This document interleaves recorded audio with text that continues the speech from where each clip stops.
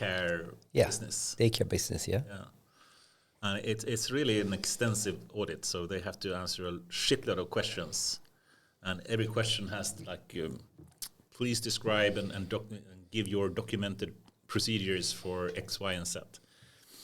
And everyone is freaking out because it's so much work to do so, but I'm going to help with that. So it's going to be half of my time during the Christmas holidays to work on the audit. And the second half is going to be for my own personal enjoyment, the AI project. And I'm going to use so much of AI power to do the best. You're gonna maximize for your own pleasure to use AI. Well, not for my pleasure, but partly, yes. At least it will be a bit more fun to work with it when you can use ChatGPT or more Google Bard, I think, than ChatGPT to make the best effing ever audits they have seen. Every process so well documented, so well written, they never ever seen such well. But what are you planning? I mean, this is going to be. I know you're a Bard fan, right? But do you think it's going to be Bard and ChatGPT mainly, or are you going to use some other tools? No, but they are the top one that you have access to in Sweden, at least, unless you use some VPN stuff. But so probably Bard, but I will try ChatGPT as well. But ChatGPT to me has been failing quite a lot recently, and it's going out trying to download stuff on the internet, and then it's trying to do the code interpreter, analyzing stuff, and then it fails, and it takes a long time. But you like that, right? That Bard is better. You like that. I do like that. I like to support the underdog. The underdog. Google is the underdog. I like when Google is the underdog. Yeah, so that's going to be one fun thing. But you make me feel very lazy because you still going to do some sort of proper value adding stuff. I just want to ski and snowboard. Yeah, you're going down to Austria, right? We are driving down. That's the big thing. Right. Yeah, so we are spending some time in the snow. So we're going to be at home over the Christmas, and then driving to my mom and dad's on the west coast in Sweden, and then from there we're going to drive down from Sweden to Austria. In your Tesla car as well? In the electric car, that's correct. And you don't want to say Tesla? Oh yeah, I can say Tesla. I mean, I used to be a Polestar fan. Yeah, I know. Yeah, I'm a Polestar fanboy. Yes. And Katrina still prefers the Polestar. She thinks it's nicer and better. Yeah, she likes it better. No, I mean, it's from a car experience, or from a So she's never been a Tesla fan in terms of how it looks and all that. From my point of view, driving, and if you're driving far, it's a huge difference. I drove far this summer when you have the whole charging infrastructure and use plug and play. It's unbeatable. Okay. How long does it take normally for supercharging with Tesla?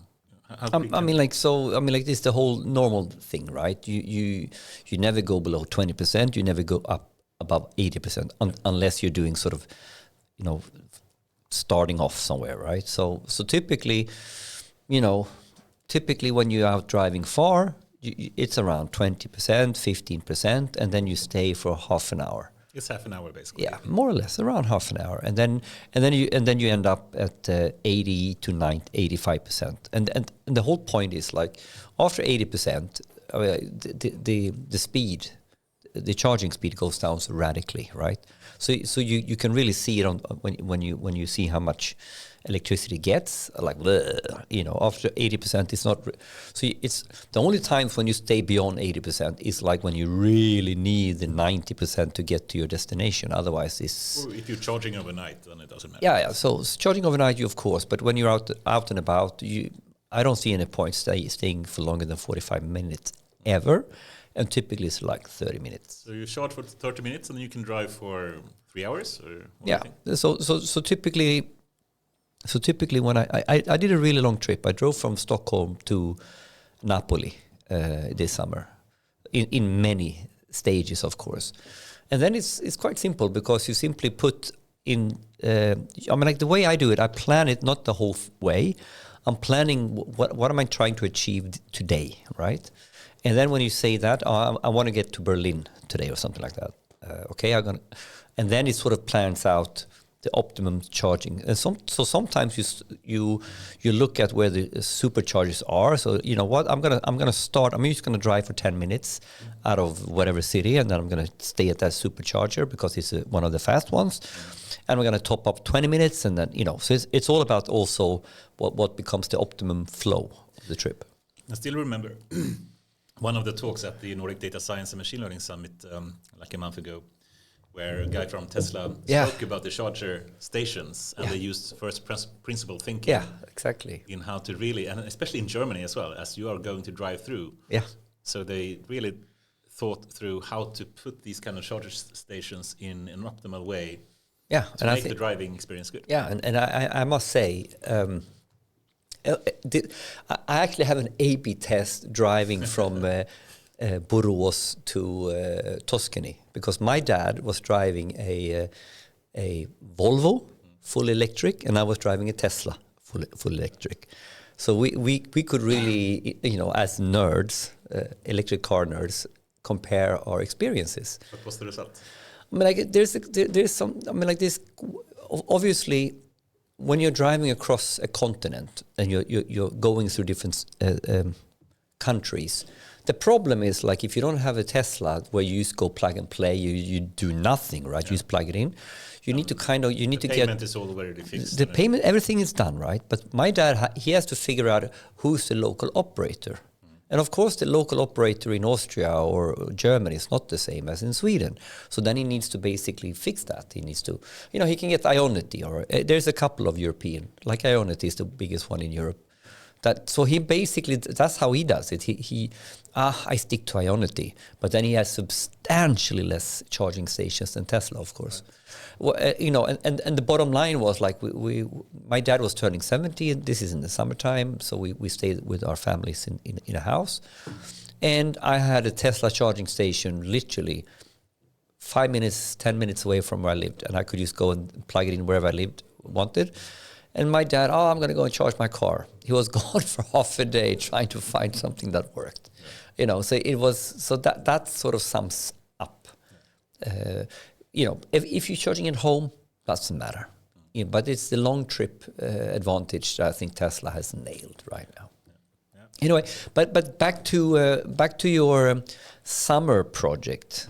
So this summer project, what could you, without revealing the secret sauce, what are you working on in now becoming a winter project? What do you want to work on improving? So as I said, I think it's the stupidest thing you can use AI for is stock predictions. So I really hate that I actually have to spend time doing it. But the alternative of not using AI for that, and you still have to make some investments, because otherwise just leaving money in a bank is not a good idea either.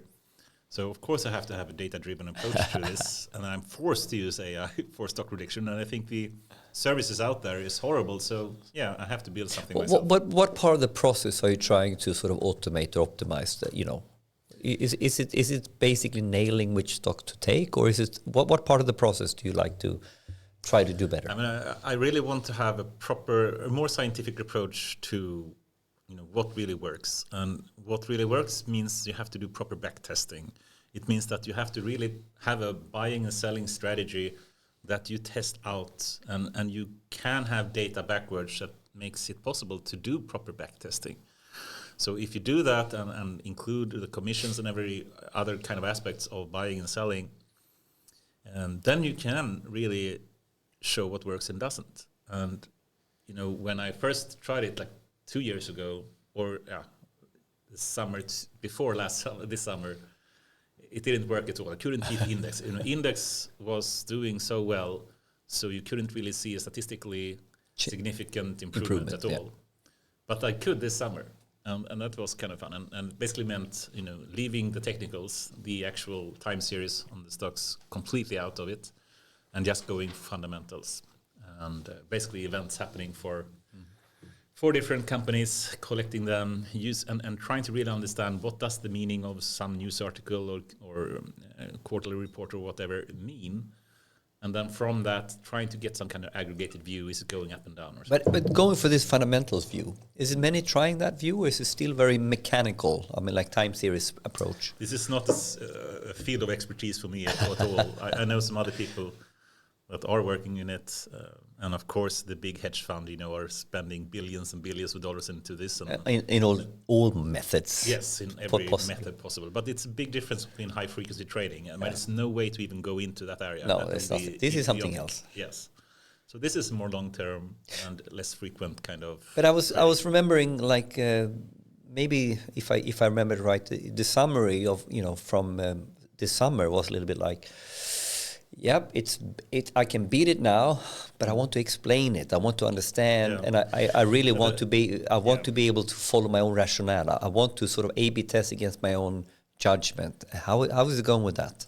No, but I could see the recommendations basically I got from the models to say buy and sell this, and I couldn't understand it. It didn't make any sense to me, and I. But it was still good. Well, I haven't followed it this autumn. I've done some investment, but I trusted myself more than the model still. So I haven't really had the trust. To do proper A/B testing, man. I know I can do it backwards, and I can see it's working. When you do the proper back testing, but it's so irrational kind of recommendations that I get that I can't even understand. That scares you, right? So I still haven't really. So this is what you're working on. I get some, I get inspiration from it. So I'm sure.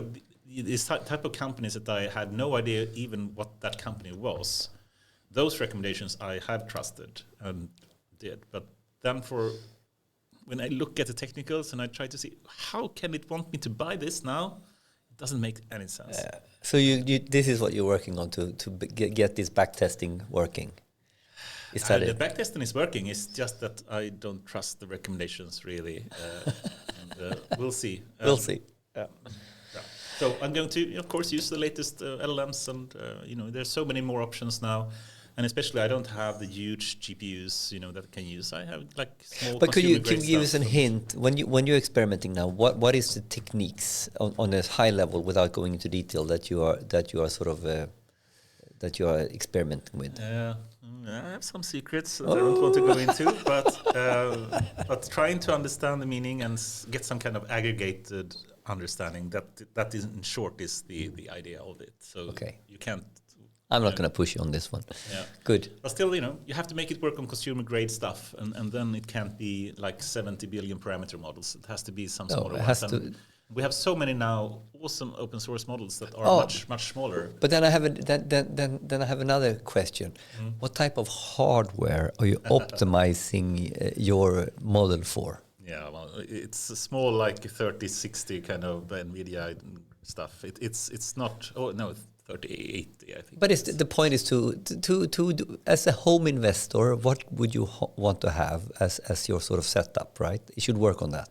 Yeah, I would like to have an H100 or But that is not really the home computer typical. No. You could, but yeah. No. So it's a normal machine, advanced machine. I love that we see the current trend, I think, going from these huge models to actually having practical models, both when it comes to Gemini and these kind of 1.7 billion and 3.2 billion, but also now the recent one from Microsoft, the Phi 2.0, that is, I think, around 3 billion parameters and still kicks ass. And that's very much possible to use on even very small grade GPUs. So, but maybe that's a segue. Yes, this is the segue. To do you want to set it up this episode? Yeah, I guess it's the end of the year kind of Christmas special. Christmas special. Let's call it like that. Yes, end of the year Christmas special. Summing up the year, making some predictions for next year. And we're not having a guest this time, so it's just you and me, Henrik. Yes, I'm on the guest side, so yes, that's all okay. right. Henrik is the guest. No, but it's kind of it's different not having a guest, but it's also nice to be able to. I mean, it's reflecting on all the guests. Yes. So, like, if today we don't have one guest, we have all the guests from episode 99 to episode 115, roughly. Some 86 guests from 86. Goran, help us. Yeah. When did the season start? Episode 86. Maybe that's a good actually segue. So I'm feeling like a like a judge in Yugoslavia. A judge in Yugoslavia. Yes, it's episode 86 actually. We started actually the year with episode 86 with Josef and Victor from Moduli. So that was actually the first one. Nice. It was focusing on MLOps, a very early one actually, because even then we were talking about like the future of generative AI and the upcoming AI Act. I was just reading through the transcripts, and it seems like the AI Act we have been focusing on the entire year, and then finally made it happen on the end. But yes, 86. So in total this year we have had...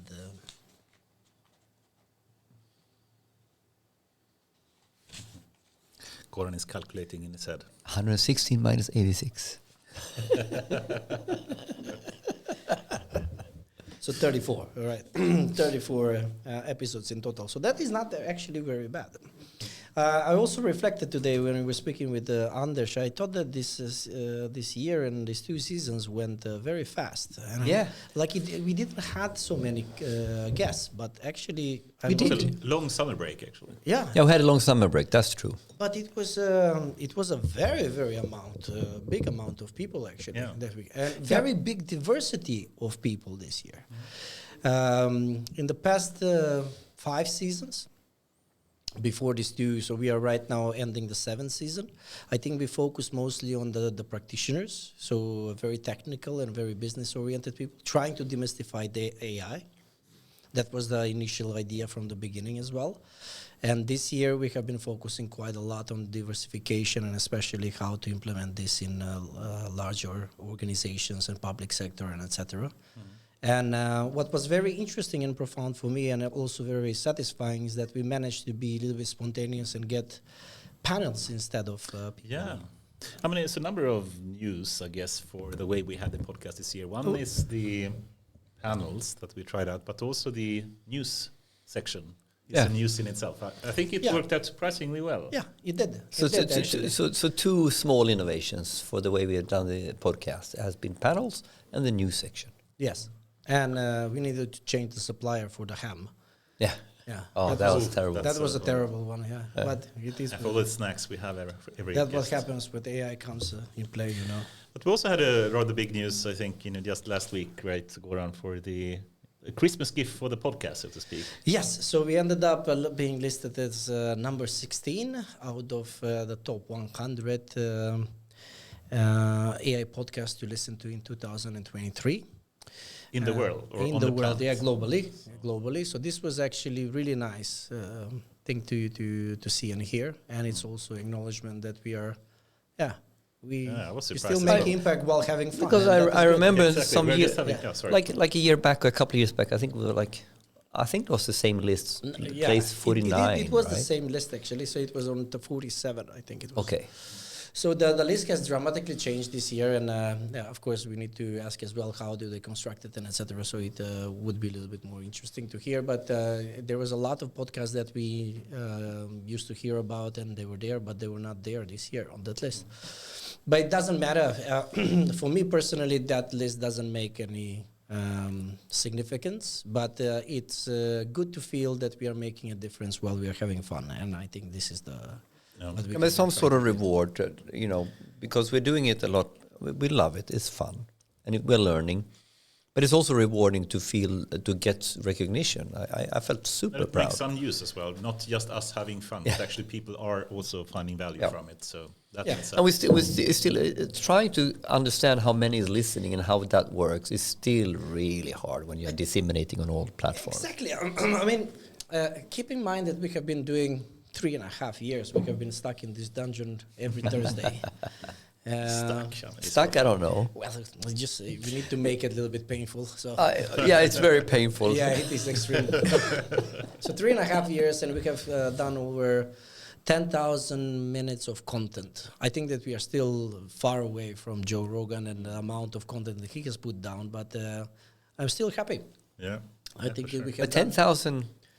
Yeah, that's of course because we're doing long formats. That it sort of stacks up fast. Yes, in some ways. And it's been an extremely good journey, and a lot of learnings and great contacts actually, and people that we have had in this podcast. So I'm super satisfied. And I like the diversity that you said we've had, especially I think this year as well. I mean, it was all from AI for education, of course. We had AI for healthcare, but also these kind of a bit more strange one, like AI for dancing with Kaisa, or AI for fashion, and these kind of things. And gaming as well.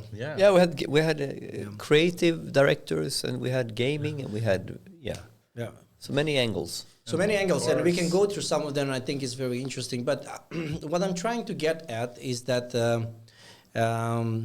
a lot of things have happened this year, and especially with the ChatGPT 4 and BART and everything that has happened. We finally came to a moment where AI is immersed in almost every beat of our lives, and even the grandmas are talking about AI right now. So the purpose of what we have been talking and working with the past 10 years, which is demystifying AI and making sure that people understand the value of it, we're already there. I mean, I think the big change is we always believed. I mean, I've been working with AI for over 20 years, and I've been trying to tell people that it will have a huge impact on society. But people are just rolling their eyes and saying, it's just another technique. It won't really make a big difference. But now, when everyone actually can use AI, even non-technical people that can just go to a website and ask it any question, and it gets surprisingly good answers. And you can see it is some kind of intelligence across the board. You know these words? You know who said it's some kind of intelligence across the board? That was actually Kasparov, when Deep Blue beat Gary Kasparov for the first time in 97. Some across the board has a deeper meaning. I can see, I would like to remember the exact quote, but something. I can see something, it's a new type of intelligence across the board. And he could see it done in 97, but now I think everyone can see it across the board, that it is some kind of intelligence happening here. Yes, but then I have a small rabbit hole about this. It's actually a little bit like a question. So, do they? I mean, if most they have intelligence, or no. Do people will ask like, oh wow, this is AI, is intelligence, or basically, I think that the point with technology is that it's you know that this technology is going to change everything when people do not even question it. And people usually question technology when they don't understand it, what they say, but eventually they don't understand how they can get some value out of it. What do I get from it, right? So for the past 7 years, nobody got it, and everybody was afraid of it. And suddenly now you have all the girls and kids in the school using it, and everybody is using it. Nobody is even questioning, like, okay, what is behind it? Oh, it's a large language model. How many times you have spoken with your kids, like, oh, well, it's a large language model behind it. Commoditized or ubiquitous in some way, very quickly. Exactly. Very quickly. But that went very fast. And that is my point with this. It's like, so as this year is passing by, and we will talk about the biggest breakthroughs in this, I think that it's even more important to have platforms like this where we talk about this technology. And also perhaps explain the history, because people think it's a natural part of everyday life these days, but it wasn't this case just a few years ago. Yeah, 1 year ago it was not the case. Then there is a lot of, I would say there is a lot of confusion what is out there. There are a lot of, right now I was looking yesterday at some training programs about utilizing AI in all sorts of things, from people that I have never actually seen in my life. Of course, they're certified trainers and etc., but they're not per se AI people, right? So there is a lot of people that are just utilizing the hype in order to make money, and even more people will do it next year. So I think it's important that there is a platform where you basically can hear about, like, okay, this is how it's done, this is what it is, and etc. So our purpose with this podcast is even becoming more important in future.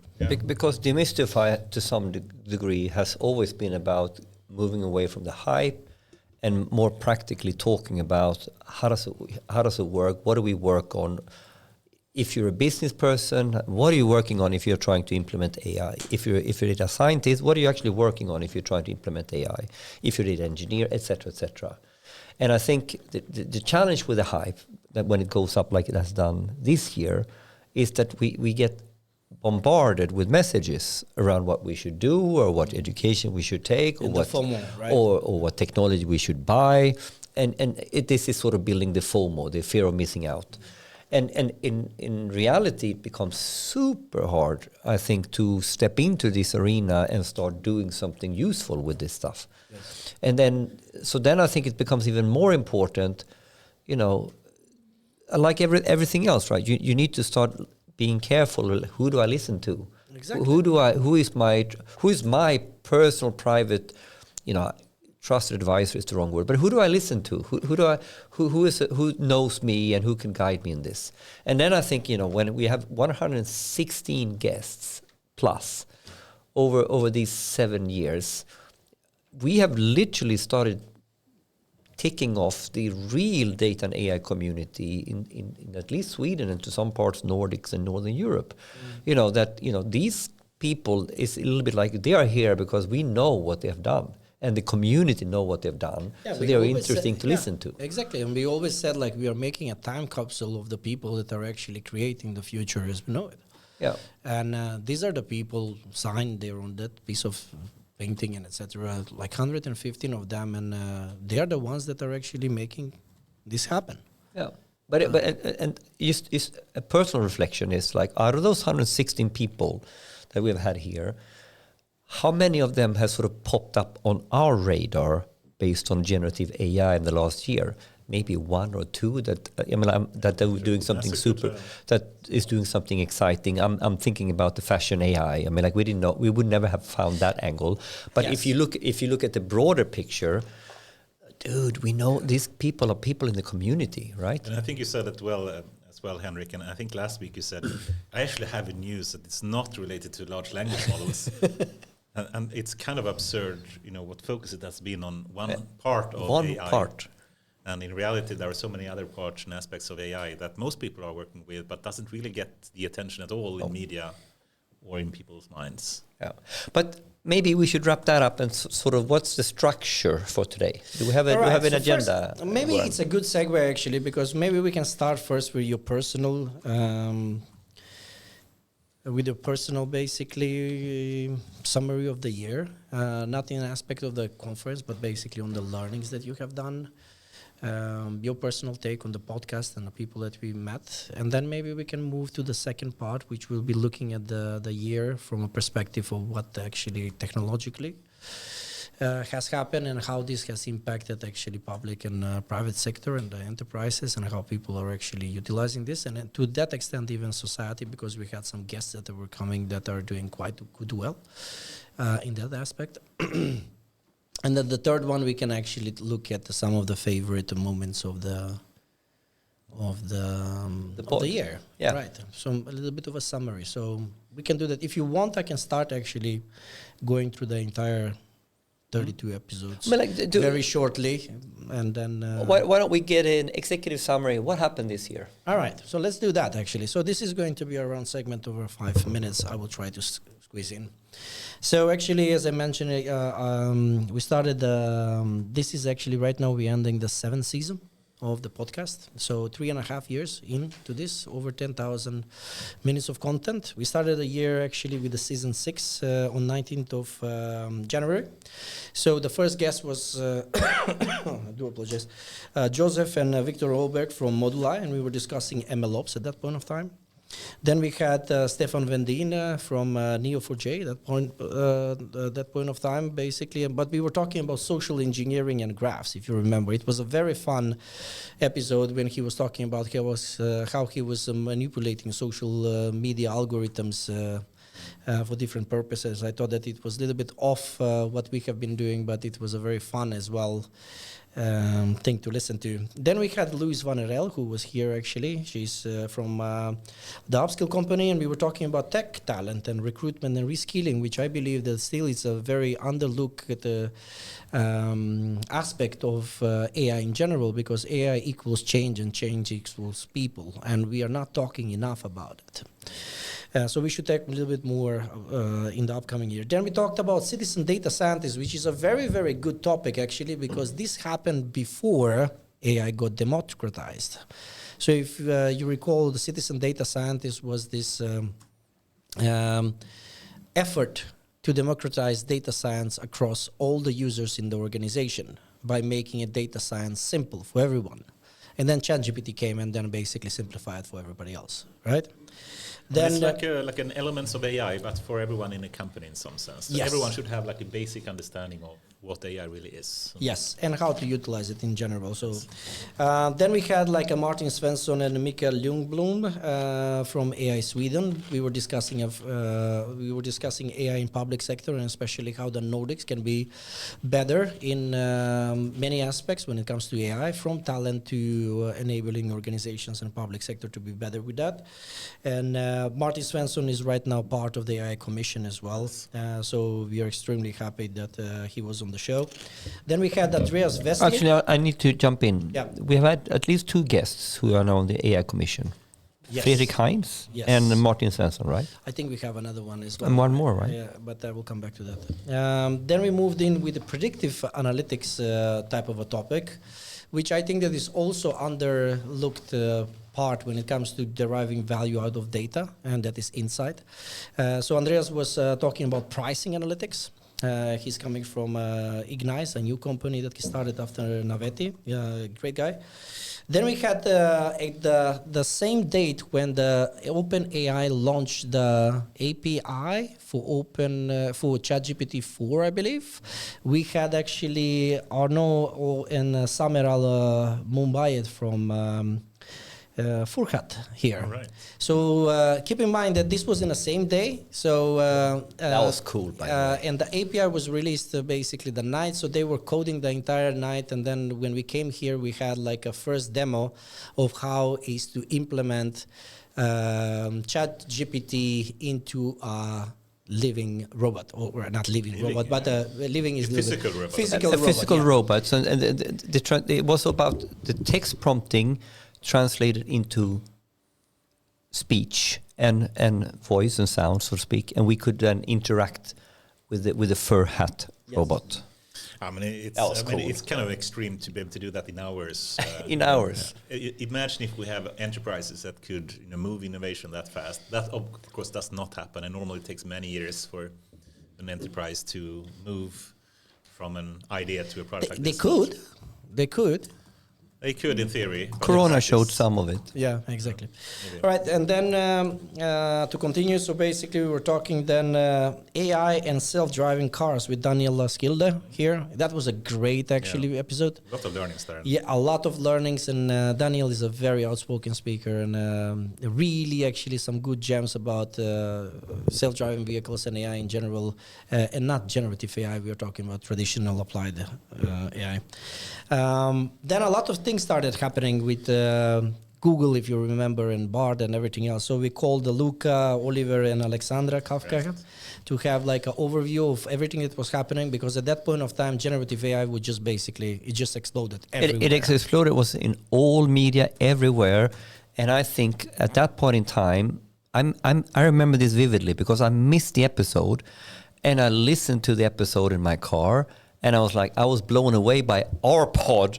This is by far the best storytelling and communication about what's happening right now. It was a really good dynamic. It's one of my favorites as well. But because the level of quality, the level of know-how, but also the level of communication, I was sitting there. All of these people are so good in communicating. That's the point, right? Luca and Oliver and Evelina, and they all complement each Alexandra other. was it. Alexandra was Alexandra there. Yeah. Okay. Yeah.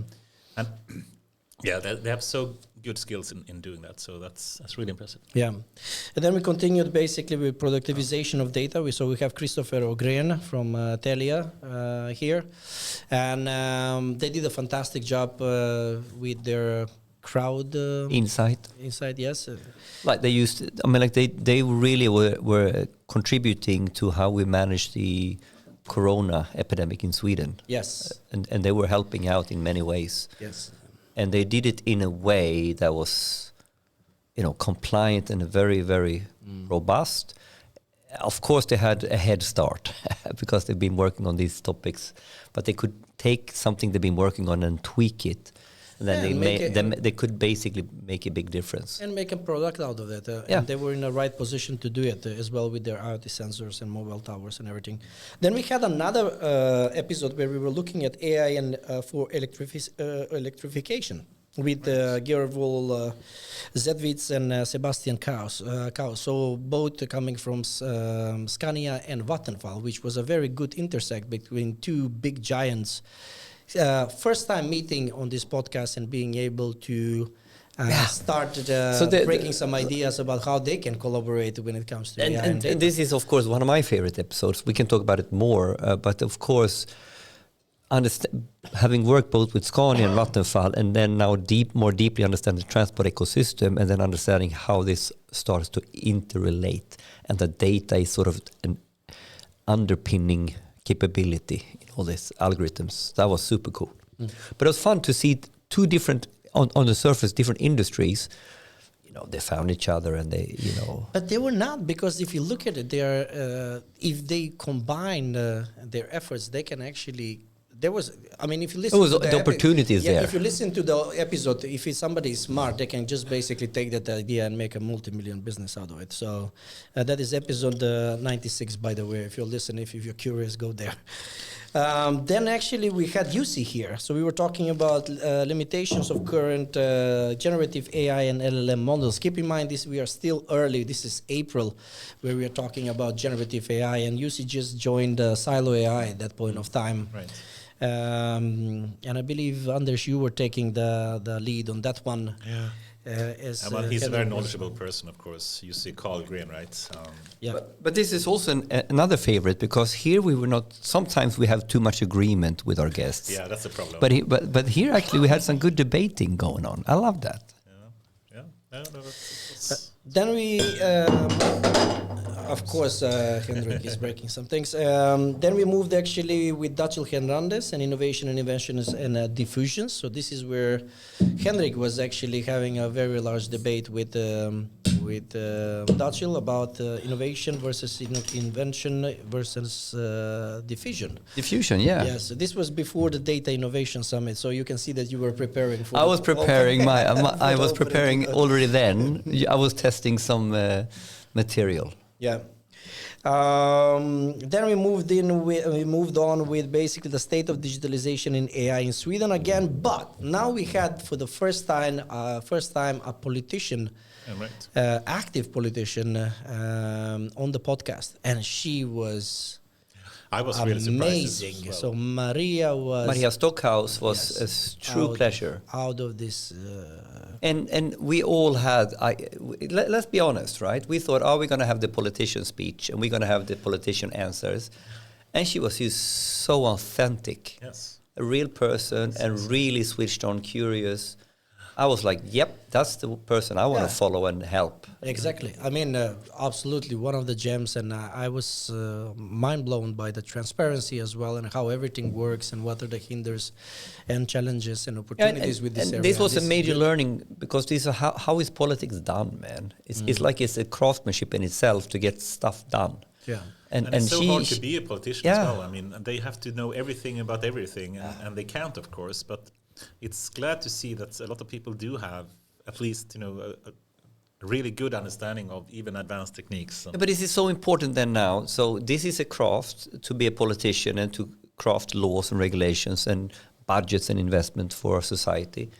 And we need to know how that works in order to be part of it and influence it. And so that was a fantastic episode for me. I agree.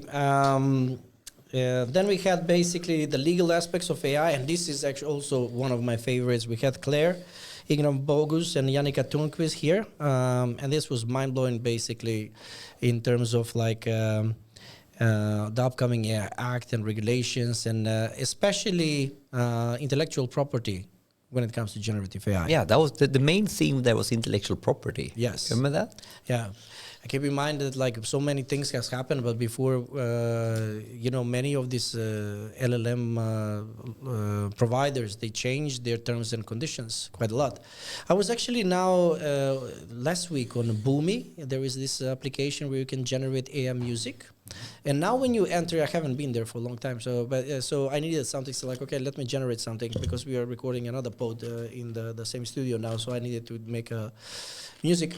And so like, okay, let me generate AI. So I went there, logged in, and the first thing that pops out is basically the terms and conditions. And it's like, okay, I will read it this time, especially who owns it. And they have made it very vividly that basically they own the intellectual property. At any point of time, they can claim it, right?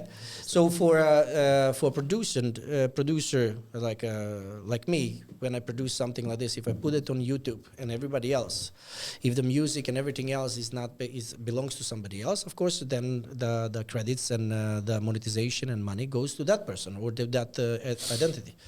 So only with that is a huge problem. So I had to I went back, so I had a little bit around 3 hours, so I created my own music back home. I sat down on a piano the old-fashioned way, let's do something.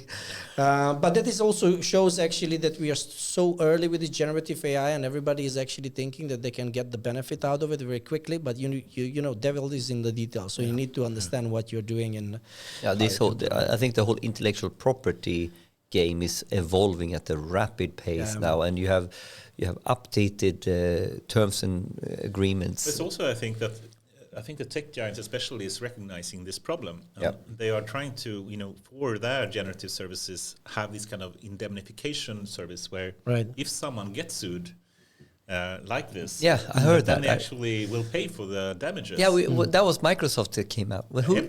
Everybody came out and basically say that they're putting away a buffer, right? Buffer, they will cover the legal expenses and the damages potentially if you get sued. So I think that's a simple. Everybody recognizing that this is unknown territory. We need to help each other. Lawsuits will come. There is no running away.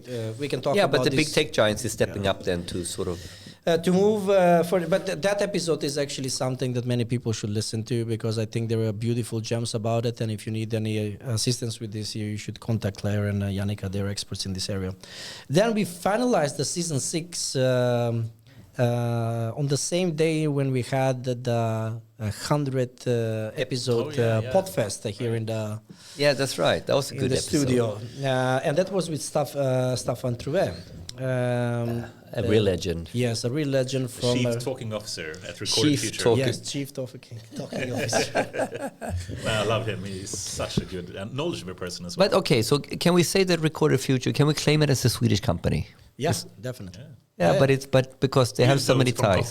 I know, but I think we almost lost them to Silicon Valley. We almost lost them to. Yeah, but for me, that episode is actually, if you're looking at the cyber threat and you want to understand how exposed people are and how organizations are looking at this and how much money is thrown to protect identities and organizations from cyber terror right now.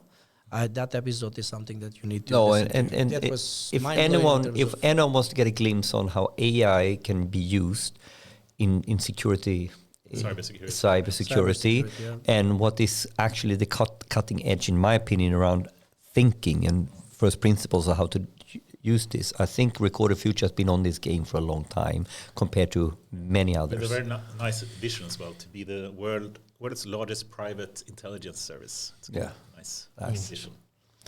And very super positive person. I have never seen a more positive person in my life. I thought that this was just like I was spellbound. And we were saying it before the pod. Like, he's been a long time in the industry, and he, giddy as a schoolboy. So cool. Amazing. So that was it for season 6. Season 7, I will speed up this because it's not 5 minutes as we said, as usual. But we are still good, I think. We started actually with an update. So we got Luca here and Evelina and Oliver again. So that was fun. That was super fun. That was one of my favorites for sure. This is immediately after the summer, so somewhere in September actually that we started, and there's some beautiful gems there as well, and updates of what works and what not works. At this point of time, we started to see actually a differentiation between all of these LLMs and how they work. And Luca was actually testing most of them, and he was saying like which one. They were talking about which one actually is good, which one is not. Oliver was also discussing a little bit more about investments in the area and what is going on with the startups and how organizations should focus on data. But it was a nice diversity in this balance in this and panel. Evelina, of course, AI and regulation, which is And VC as well. VC as well, which is beautiful. Then we move with AI governance and ESG data management with Vanessa Eriksson. This is something that will be more important even in 2024 as the taxonomy is coming in. And most of the companies are focusing on the environment safe. Social and governance, and as we know now, the things are getting even more stricter, with all the countries agreeing to even be more strict on the policies regarding CO2. No, but it's interesting because this topic has sort of has really had two dimensions. Yes. Because it's the dimension of adhering to ESG compliance, regulation, and data. I think we should call Aurora again back. Maybe, yeah, and then because that's the whole thing, like that this is actually a quite complex data problem to deal with this type of reporting and analytics. Yes. And then you have the fundamentals of how we can have more energy sustainable data and data management overall. So this is sort of the underlying what we are trying to achieve with being more sustainable, and then it's actually the data problem of dealing with the reporting around that. Yeah. And these are two major trends, I would say, that will kick into 2024 with the regulations around this in the EU, especially around this reporting. I completely agree, and we should look at this actually from. I would love to have a CEO or somebody very high, just looking at how they are thinking they're going to actually make this possible without having data and AI. The interesting point was that, in my opinion, the wrong type of consultants has been advising on this, because ESG reporting is a data problem. But of course, consultant is there to sell you a problem, not to sell you a symptom, not to sell you a solution. That's true. All right, let's go. Not all of them. Just to repeat.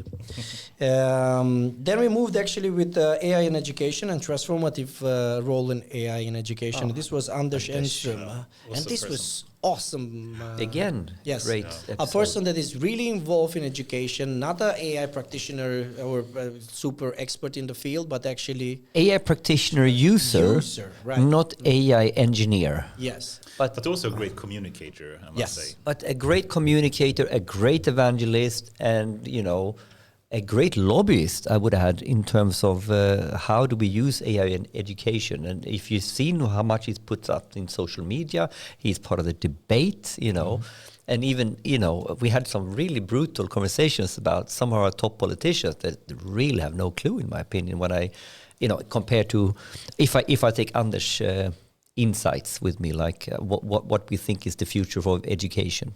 So I think he was spot on. One of the things that he said, basically, which stuck me, and I was speaking with my girls at home.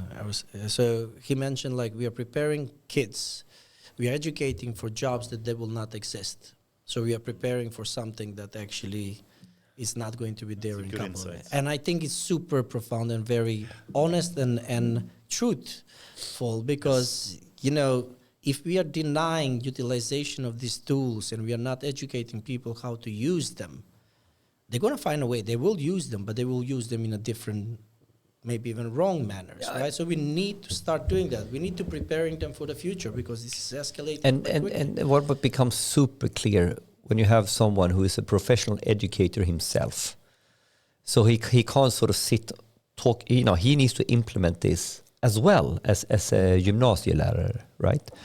Then it becomes super obvious how important it is for a whole profession to be on top of it. And not only the profession to be on top of it, to the regulators or the people putting up the frameworks, because otherwise our education will be irrelevant. Yes. There are many discussions that education has been irrelevant for many years. I think that the change has been but the whole thing about adaptability and innovation in education has to keep pace. Highly recommended, so it was good. Then we had actually investing in the Nordic AI. So we had Rebecca Rido, Yes. and she's just awesome. She's a person that she's been monitoring this area for a long time, and she's lead investors. Could you mention where she works? She she used to be an investor, but right now it's called. Put you on the spot. Inventure, right? Inventure, right? Give me a second, I will find it right now. So give me a second. Because she's in the VC space, so of course I was just gonna do a shout out. Sorry for putting you on the spot. No, it's fine. I mean, I cannot remember everything, but it's good. So now we are having, it was Inventure. Good. You see, note taking. Note taking master. That is what it takes. Sorry about being so late. Great episode if you want to understand how basically to start a company that is working, or if you have an idea that will use AI, generative AI, or you have like an idea for a company that will help the development in this area. That is a great episode actually to listen to what investors are looking at and how they are investing these days, especially when it's everything is about AI. Then we had two amazing episodes, which were again not AI experts or data experts, but actually users of the technology. And that was actually Magnus Ostergren. So he was talking about like AI and democratization of creativity. So he's like a game producer. That was amazing. And then we had like Carl Axel Wallström, who is basically the person that created the first AI fashion magazine. Have you seen how famous he is right now? Yeah, it's all over. I saw him everywhere. Crazy how he's like, but a bit of a scope there. We had him early. But it was amazing. And if somebody wants to really understand how prompt his works, prompt engineering tips that he gave really learned me a lot. So I learned a lot from a more. But the interesting thing was like to really create images, and have the proper techniques, which is very different from what you think. Yes. So I would really encourage people to listen to this if they want to learn it. Wasn't it a little bit like unlearning assumptions and then learning? No. This is the way. This is the experimentation way that seems to work. What my biggest takeaway there for the prompting part was that I thought that you need to write, for example, give me a butterfly in the sky, blue colors, this one, that. Hard work. Like hard works, like sky, butterfly, and things like that. So, but also it broke down this stigma that. You just utilize AI and everything is perfect. No, it's not. Behind that 300-page magazine, every single picture took at least like 20 hours or something like that to be produced. So first you had the prompting of the picture, then you had like a lot of retouching and making sure that it's like correct and all these other things. So it's not just AI augmentation, right? And it's enlargement like enlargement and all of these other things, then putting it and curating all the magazines. So it's not that easy. No, and in the end, it's an AI process with several AI tools, or algorithm supported tools in different ways, even down to Photoshop, which is also, of course, algorithms in the back. Then we had Josephine Rosen. She's like a diva almost when it comes to regulation and AI. So she was talking about the future of trustworthy AI here. And Josephine is also a winner of the Nordic DARE Awards for responsible AI. So we had like a great discussion about the upcoming act. It was a good discussion, actually a feisty one, if I remember. And we talked about the executive order and other things. Yes. Also the Bletchley Park declaration just happened, and so did the executive order. So many things were happening. Very timely to her podcast. Yeah, so her podcast and with her as a guest. I mean, like, it was so cool when she could sort of name drop. Oh yeah, my boss was standing next to Biden when he did the executive order. Yes, that's cool. That was really nice. That's cool. And then for the final ones, we had basically Magnus Kjellberg here, which we were discussing AI in healthcare. So that was a great presentation or basically session to listen to. Then we had Ole Zachrisson. That was a funny one actually, but a lot of practical examples of how to utilize actually AI in journalism. Sveriges Radio. Yeah. And what really stood out as an interesting point with Olle is, and I can see many similarities. I come from the business background, and really, when you get to really hardcore trying to adopt AI in any operations, you need the people who has starting to learn about and piloting and testing AI, but his depth in understanding the media landscape and his profession is profound, right? So that combination is super. It's sort of a mind opener that you need to have both the business view and the AI view very closely together. Yes. And super interesting what is happening actually and how they are thinking about it. So they are not shy to utilize this technology, which was not at all. Very surprising and very encouraging, so to say. How to build LLMs with Ariel Ekren. Ariel Ekren.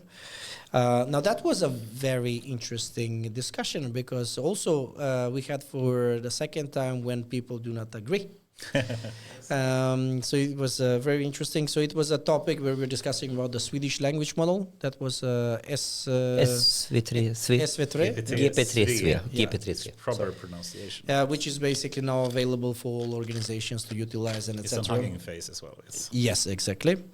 And then the last two is actually NLP and engineering with Kajsa Noring, but also it was AI and dancing episode. And I went to their dancing show as well before the episode. So she had a premiere in Dansens Hus. I think it's still playing if someone wants to go to it. So they used AI to actually produce the choreography and the instruction for the human dancers that later actually performed it. And it was... I might actually go.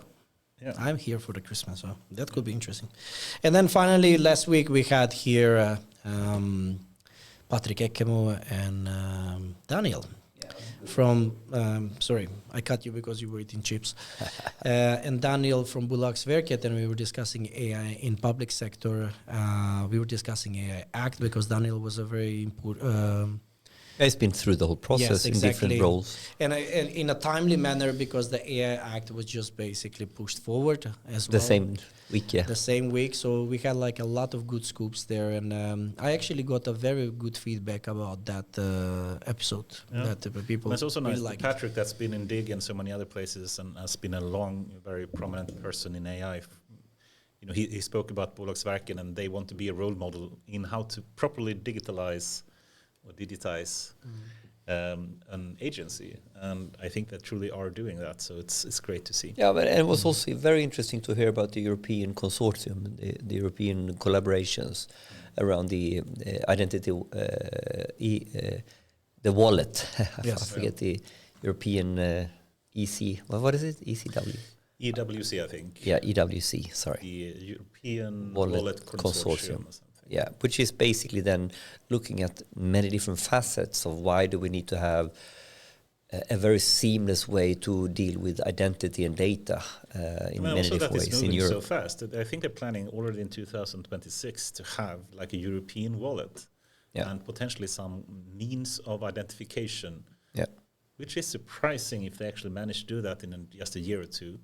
So I'm hoping they are correct. Yeah. But what stood out to me is I really like the way, I mean, like, there's a couple of things here. I mean, like, if we're a little bit rude and cynical, in Sweden, we kind of tag along in the EU, and we sort of, other people are sort of lobbying more or getting more money or using more money, and we haven't sort of been, if I'm going to put it brutally, play the game well enough. But in this case, here we have Bolagsverket leading one of the consortiums. And the way they do it with a combination of private sector, expert actors and others, I think it's something really interesting to look into and learn from and do more of. I think they're on the right track. Yeah, that's truly our role model in that aspect as well. And also, once again, we had the luck of having a very timely episode with David Magod that actually was part of the Swedish team for the AI Act. Yeah. And now we had a big agreement, coming forward in Europe for the AI Act as well, just in time for this episode. So if you want to learn more about that, yeah, and you know, and to be able to dissect it at the after work, nothing said, nothing forgotten. Yeah, I wish people could take part of the most interesting part of the podcast, which happened after we turn off the cameras. Yes, usual. But in summary, last year when we sat down and started basically pencil what is going to happen this year, we said like let's move from demystification of AI to actually how organizations can actually put this in practice and showcase, and showcase the solutions and the use cases of these things. And we didn't expect that everything will go so fast, but when I look back actually on all the speakers and the episodes that we had and the guests and etc., it was really we were really on the dot, because this is a user AI user year, I would say. It's the year of the user. I had that in my mind. Yes. So interesting. I'm super happy actually with the entire 2 seasons, and I'm very thankful to everybody who actually made it to the podcast, and we hope so that we'll continue like that in the next year as well. So all right, so that was not 5 minutes, Goran. Yeah, but I think that I managed to cover 5 minutes was a joke. 5 minutes per person. Okay. Exactly, not 5 minutes per person. But it's okay. I think that we also managed to do a little bit of a summary of the year as well, because we combined the two, basically. Yes, exactly. So. Yeah. But from here, should we now maybe, how would you summarize the year, Anders, in terms of what happened? Yeah. What are the top 5, 6 topics that we want to highlight? For me, I just want to repeat once again, to sit on the side of a podcast table and just broaden the view in ways you would never do otherwise is a very great learning experience. Yeah. So just, doing these podcasts, even though we prepare very little for them, we learn so much, and I think that's the first reaction to it, and it happened this year again, which is great. Yeah. Did you have a favorite learning sort of thing, or was something that stood out as a main learning point of view for you? I always learn a lot when Luca is here. Yeah, I agree. But also, and it's so many things, and I think in the news section as well that we started to do this autumn was surprisingly useful. So thanks, Goran, for making that happen. And it was really a lot of news that happened that was very good. Yeah, one of my favorites as a learning experience was actually a little bit talking to Maria Stockhaus, to getting a little bit more deeper understanding of the political process, so to speak. And I think what the main takeaway for me was how important it is that we as a society understand the political process in order to be a democracy, in order to influence it. And I think there is some gap here. I mean, we are all experts in our fields, right? And if we want to help ourselves, we need to help the politicians, and we need to then understand their process. That was big for me. Yeah, I agree. And one concept that Lucas spoke a lot about, and I was also thinking more about, was the idea of theory of mind. So we were saying that ChatGPT potentially have the possibility and the capability to put oneself into the mind of another person. And I think this is actually what we are doing a bit, you and me, Henrik. And I think everyone should, if you have a politician, for example, if you don't understand their view of things, to put yourself in their mind, to have a theory of mind of what the people that are potentially using it or being politicians or having some, being a policymaker or a user of it, if you can't put yourself in the mind of that person, you will not be able to make a change. And I think that's one of the bigger learnings that Maria and other guests... And now you summed it really well, because now I need to feel almost obliged to put the year in perspective of myself and Derdax. Yes. So, because this is I've been working closely with Tetra Pak this year, and we actually been working with the central data science team.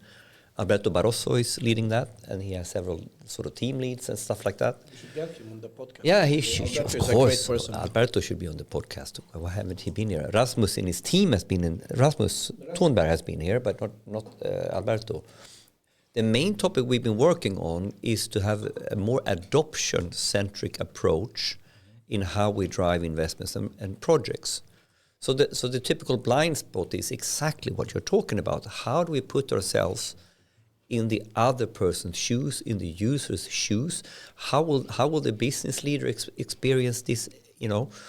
So it's so easy that so in reality, Alberto doesn't have a data science problem. He has so good people. The main challenge is how do we navigate in a very complex landscape as Tetra Pak now, because now it's not only one market, right? You need to not only put yourself in the shoes of the guys in Lund.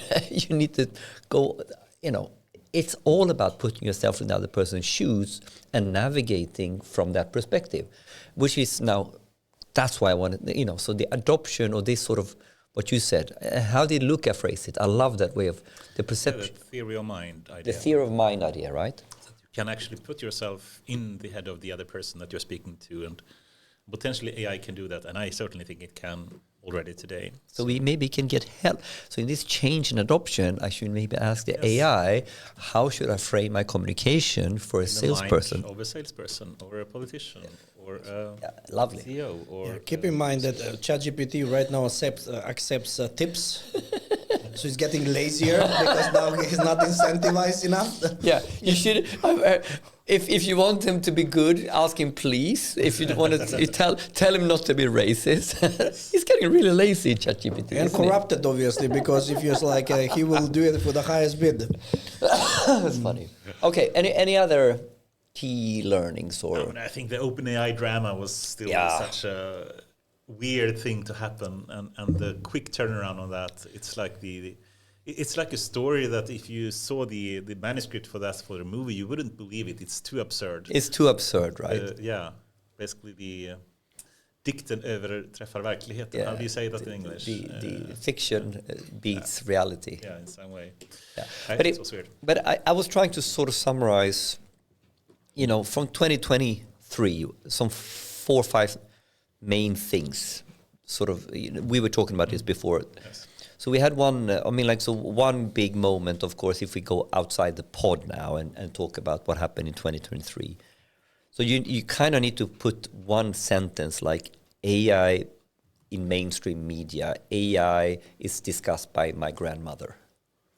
So in media, but basically in all people. In all people. Yes. And we had anecdotes. I had anecdotes. I went to an event.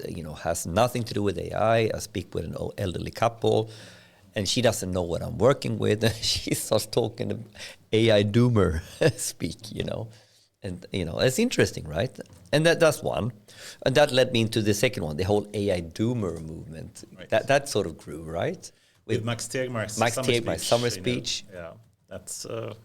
I'm reading Max Tegmark's Leave 3.0 right now. It's actually really good. Yeah, I mean he's a brilliant person. But I'm really sad that he came across as a doomer. Yeah. Because when I read his book, he doesn't come across that bad of a boomer, to be honest.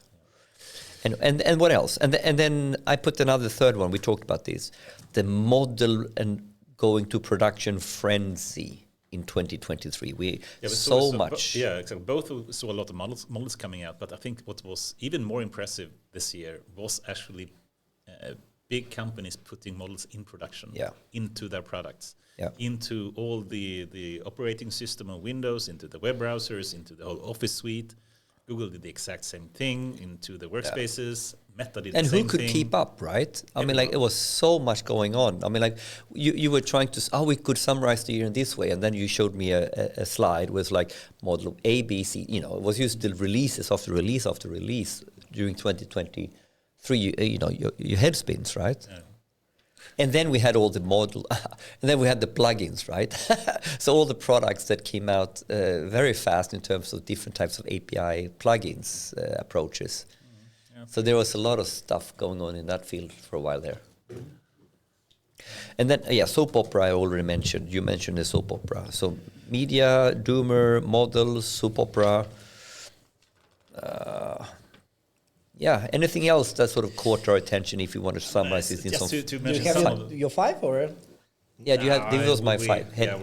We kind of made on these in the beginning, but I think just to put some of the big stories out there, and I think Gemini was kind of weird when it came out. I was speaking about it's so good in multimodality, and And then it turned out a week later they basically faked a lot of the videos, and it's really put me off, I must say. I mean, Google did it again. They did the same with Duplex and other things. What are their marketing department really doing? Because you want to love them. No, they're doing exactly what they're supposed to do. They're only shitty at that because they got caught. But they got caught the last time as well, and it's why? And they don't have to. I was a bit surprised with that, but still, it's glad that OpenAI gets some competition at least. So that's good, I guess. But also one of the things that we haven't spoken about is, I think, in the election in Argentina in October, I think it was, where there were basically two finalists into who will become the president in Argentina. And this one guy was this millennial person who was having this kind of chainsaw, and he's going to cut up the government and whatnot. Strange person. Anyway, they made massive use of generative AI on both sides. So they used generative AI to put them on a positive note, hugging a teddy bear or whatnot, or they used Gen AI to put the other competitor in like a zombie picture of someone else, and both sides did it. So it was perhaps one of the first like really big like generative AI elections. Yeah.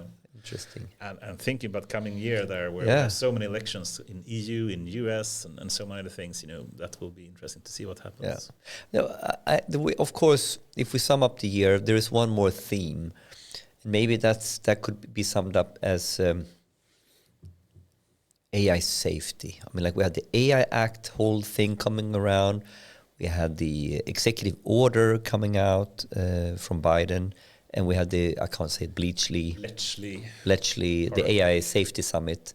So two quite big topics that really, if we say generative AI was on the agenda, I would say AI safety is now from 2023 properly on the agenda. We forgot the memorandum that they were writing when Elon was saying, please stop AI. That was this year. Please stop AI until I release Grook. But it was AI Doomer. Yeah. I had the AI Doomer as the heading, and the memorandum is right out underneath. So typical, cry me a river so I can win time so I can release Grook. Yeah, but exactly. That was so like double standard. Like Elon Musk is signing the thing, and then he's building Grok AI and releasing robots and shit like. But anyone who followed those articles when they came out, I mean, like there was equally amount of articles explaining how Silicon Valley works and how how the whole Silicon Valley needed to find the next golden nugget because they had some challenges. And any technology that is so scary needs to be super, super fancy. So I need to invest in that. So there's all this discussion and cynical debate also, how much is this doomer stuff is real and how much is just very, very smart marketing. And also some people that are trying to do the right thing. I mean, so many people are, I think. And the question is, should you have closed models or closed weights or open weights or open source? And, Jan LeCun is very clear on this, and he believes, in open source, and that's a more safe approach, potentially. Other people are thinking differently. But then we have, Mistral also doing it very publicly, openly. And I think so much happened from a regulation side, but also, we were speaking, we know there are a number of court cases happening now against the big generative AI companies like Midjourney and also DALL-E in OpenAI and toward, using Copilot and GitHub for Microsoft, and all of them are getting sued during this year. And we are starting to see some decisions coming in. Some court cases actually got some initial findings. And basically it says that the generative AI output is too dissimilar to the original work for it to be copyright violation, basically. So it's on the side of AI, if you call it that. Yeah. It's that will be, if it were the opposite, it would be really interesting. Now, basically it's saying, okay, we are probably a bit more safe than we think, or that we thought before. We can wonder what that will mean. And we had a big strike, for Hollywood artists and the screenplay writers and the actors. Yeah, they had and the Hollywood. Was it called memorandum? No, it was called the in Hollywood, they came out with, like the union came out with some sort of agreement, or whatever you want to call it. So many things happening around. What are the impact of AI being so powerful? I still think it's. I think we will adapt quickly to it. I'm a more of a positive kind of person. I think we will find a really good way to do this. I think in general, I guess I'm eager to go to 2024, but I should maybe that's a segue because you. It's not because I haven't had one. Because I think that I want to fill out the gaps where you basically didn't. For me, this year has been a tremendous amount of drama. I think this was very dramatic year from many aspects. It's been a shitty year for many people. First of all, we had like a lot of layoffs and all of these things, which doesn't happen. Right. Yes, we didn't say that. We started layoffs. We started actually with the layoffs. I was actually worried how this year is gonna end, and then the money became very expensive. So companies didn't get the money and funds, and actually, so they went to shit and etc. But if I need to summarize the top 5 for me, and very shortly, these are the top 5. First, this has been a year of user experience. Yeah, hands down. Good one. Because what ChatGPT brought, they didn't talk about. This is how you can use convolutional networks in sales. Sorry, you used to do that in Voltarion. They actually just provide you one simple user experience, and then they let you use your mind in any way possible and be creative as possible to utilize the technology. Right? And it was beautiful. And I believe that was the main actually win for them. It was not the AI behind it, because as we know, and we have been talking about this for a long time on this podcast, this is not a new technology. Their approaches may be a little bit different, but this has been happening since 2018 and before, right? Yep. And Anders, you are a witness of that. So this has been a year of user experience. And I think that even now when you look at companies that are trying to implement all the AI applications, they are entering a hinder where basically even the users, they say like, yeah, but great that you're doing this, but I want the user experience to be like ChatGPT. I want to talk with it. I want to converse with it. Why should I have like a dashboard of, click Tableau or whatever it is when I need to play with all of this data on a site, like apply this parameter and then you need to remove this filter and this thing. I just want to speak with it. Like, give me the last quarter. How they look like. I think Lucas said a good thing there, which is that text is surprisingly universal. It's universal in the sense that most, or basically any person can use it. The user experience is very simple with text. Yes. And image and audio, but it's much easier than a weird, complicated form or user interface. I think text is better because you can actually formulate yourself. You take time to write your setting. And the second part of that is not only the user experience that is easy with text, it's also easier to build applications on it. So basically any company have data in the form of text. So it's surprisingly easy to build a product. And that's why we've seen so many product deployments in this year, because it is simple to build. It is simple to take a large language model and apply that to the data you have and integrate that into your product. So it's surprisingly universal also in terms of building products. So both the user experience and product development is easy with a universal format like text. But I think you can go even bigger on this was the year of the user experience, because working in traditional enterprises trying to adopt data and AI, I think the trend for 2022, when we did this a year ago, we talked about, we had the trend around data mesh and data as a product.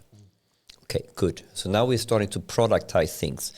But in this year, we came all the way to something that I think Anders and a lot of people have known for years. You need to build proper solutions and products. So so I can imagine when you start now in your new company, you are thinking the end-to-end stack from the beginning, from technology to what is the user experience of my users inside my organization. And this, I saw a couple of times now where, we are talking with clients and all of a sudden, okay, we need to have some UX guys, we need to have this and this and that.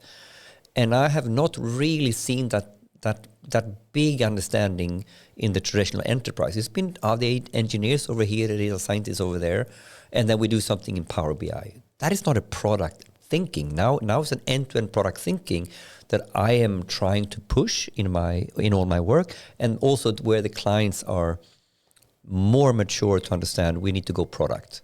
So I think use, and when I say product now, I mean the user experience as the end game, right? Yes. Because you understood that years ago, and you've been doing that in Spotify years ago, right? But we haven't in traditional enterprise, not so strongly. And I'm trying to bite my tongue not to go 2024 here, but just speaking about the gap between the companies that are making proper use of AI and those that are not, is something that I think we during this year have seen increase as well. Yeah. Oh yeah. We can speak more about that next. Yeah, but you stop now so he can do his All next. right. So the second one, go. this has been a year of change. We are not talking about change very often about this because AI equals change, right? It's a change problem. It's not actually a technology problem, what we are having right now. And I often speak with my team is that we always need to be able to not dwell on the ways how we work and do things rather than be adaptable and agile at any point of time. Because people that actually have built AI, let's say, some kind of a understanding of how AI will look like in a 5-6 years from now, this was in 2022, this is completely off. It's gone. They needed to recalibrate every single thing about it. It was a year of change because now when you have the users using this technology as much as they can, they actually understood the power of it. And many people took it very negatively, like AI is going to replace us. Instead of thinking like, hey, this is not going to replace us. We just need to change. We need to adopt this technology so we can be better. Right? Simple. If I need to write like if it takes me 1 day to write an article, now I can write it maybe in half an hour. That means I can write 3 articles today, maybe even more. I can be more productive, or I can dedicate my time to doing something else. But we need to be able to change. And this year changed everything. The perception, the mindset, and I think that collectively as a society, as a people, we have entered a new level of consciousness and human maybe evolution in general. I agree and I don't agree. Super good. Please. Because I think what you're talking about is profound and true.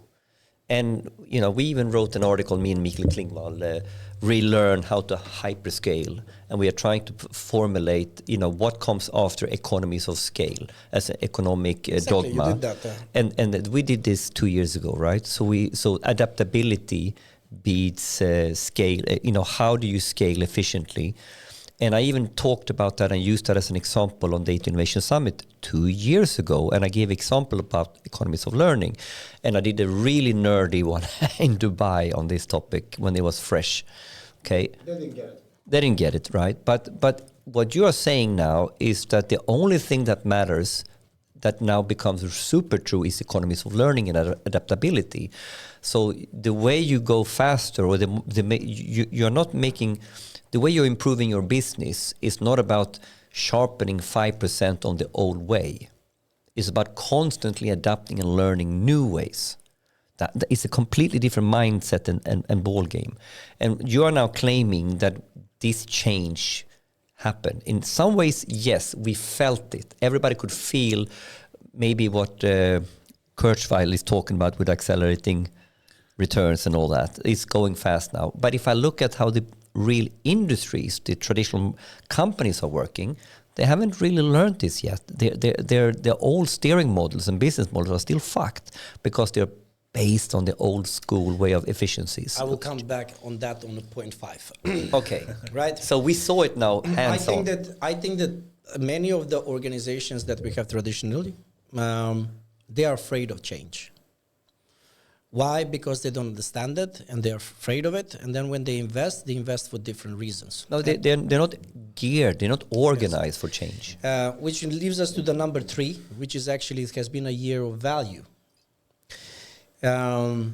Why? Because I think that no matter which technology comes at us, we need to understand that it's just a technology, it's just a tool that is there to provide bigger value for what you're doing. So if you're a restaurant and your job is to serve a very nice food, using AI and robots, right, to increase the service, but you have a shitty food, nobody will come and eat it, right?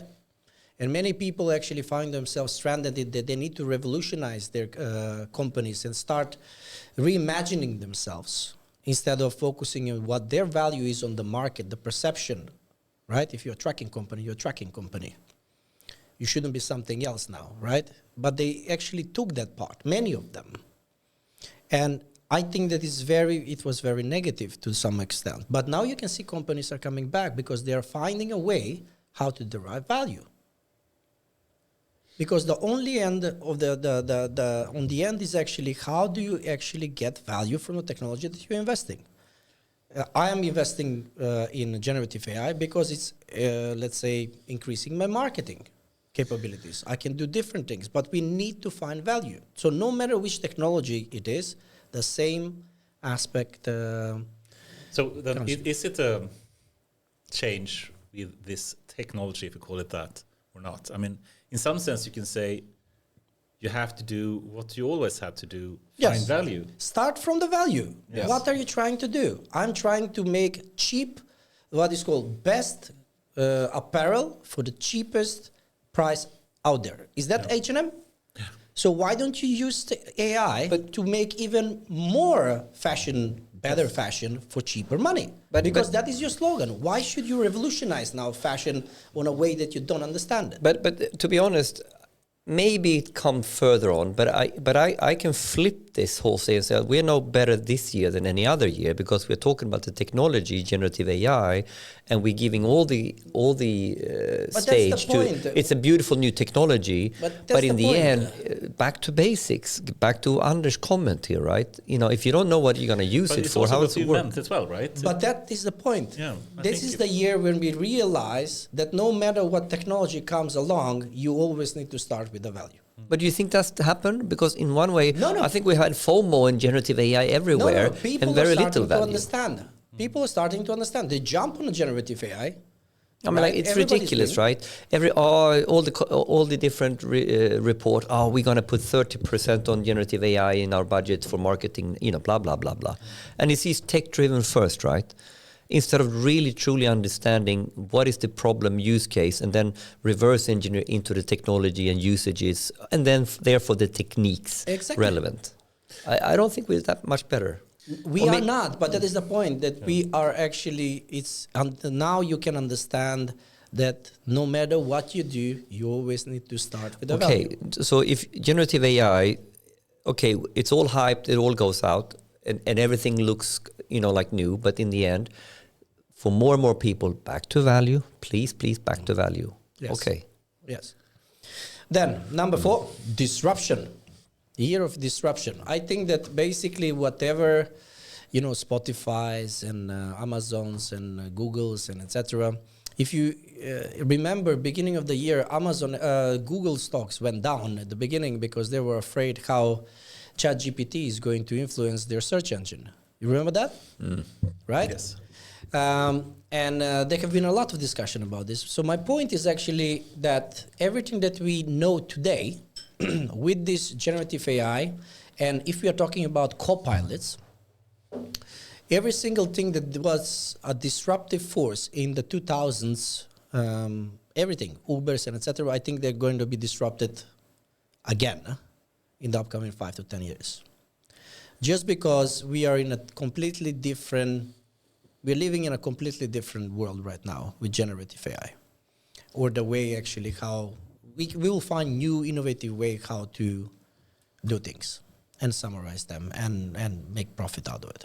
If we are entering this hyper personalization type of era, where I don't need to go to a web page to search for shoes, I mentioned this a couple of times, rather than I speak with my co-pilot to do that. Imagine what is the infrastructure behind it, the payment gateways, how my co-pilot is speaking with with the co-pilot of the company, and the co-pilot of the company is speaking with the co-pilot of the supplier, and the co-pilot of the supplier is speaking with the supplier of the textile, and etc., then it's everything again will be disrupted.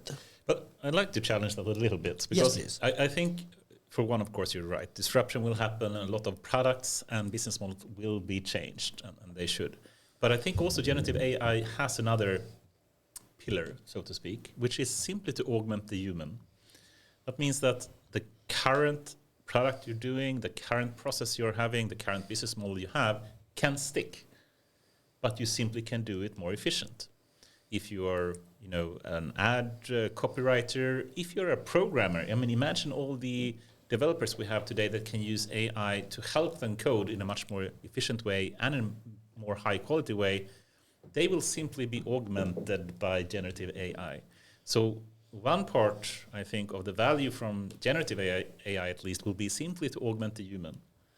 But another part will be also these kind of new business opportunities that will arise. But I don't think we should dismiss the simple value that augmenting the current processes and the humans that work with them will have. I think that will be really big. So I agree with Anders here that there are two parts to this, and we had this conversation before the pod, and I was trying to shape it in a formulation. You did it better now, and I was trying to say, like, actually a lot of the AI investments we've seen in the past has been about improving process or reinventing process, and now we can have all this opportunity where we have AI tools where I don't try to reinvent the whole business model or process, but I give tools to the humans to figure out how he can be more productive in the old process. That's my word saying exactly the same as you said now. So I think then there are two different. This is also then a trend for 2023 that not only now are we talking about AI to improving our business processes, but actually it's augmenting me as an individual and also products. So if you take what they, Microsoft and Google and did, they didn't change their product. No, they augmented them. They added a co-pilot on the side for the Office, for the Word, for Excel, for the web browser, for Windows. They didn't change the product. They augmented it. It's augmenting of products and individuals that we saw right front and center in 2023, and the narrative change from reinventing processes to augmenting processes and individuals. Yes, and then there will be, of course, new opportunities as well. Of course, as well. But the low-hanging fruits. It's also, you shouldn't dismiss the value of simply augmenting the existing humans and products. Yeah, and what happens now is that people. You can now, we are moving into the trends of 2024 because we are now talking about innovators and early adopters, and you can now be an early adopter as a company, but you can be an early adopter as an individual. But also the product improvements we saw during the year that Google and Microsoft and Meta did, that was simply augmenting existing products. Yeah. Not really. No new products. Adobe as well, absolutely. No new products. Yeah. Just augmentation. Yeah. And the last one then it's people. We are usually forgetting that basically all of these things, user experience, change, value, disruption, regulations, all of that is impacting people. We started the year with a lot of layoffs and etc. And we are talking often about AI divide. And recently we talked that there is a new trend where basically more people are that are working with these technologies are now coming back to Europe than actually going away from Europe to US, which is super trendy, but which is super good. But in my perception of this, basically, I think that this has been a year of people. That first, if we are talking about if you want to be good with this technology, if you want to be advanced with this technology, you need to have the right people and skill set in the place. We are talking about AI divide. We are talking about AI in Sweden, Norway, Nordics, Germany, Europe, wherever we want to. And we talked about quite largely with Maria Stockhaus from the politician about it. She asked me actually, what do you think what we should do? So we need to get as many people in this country that are working with this technology. Because once you have that innovation, this mindset, then you can actually start creating things. The second thing was the very important about people is actually that they are the ones that determine which product is going to fly or not fly. And this is very important as well. So in the end, and because this technology is going to impact them eventually. how they use products, how they use services, and everything else. And then we have in organizations, for example, we are usually forgetting the end users or the people in the sales and marketing that will be using the technology by itself.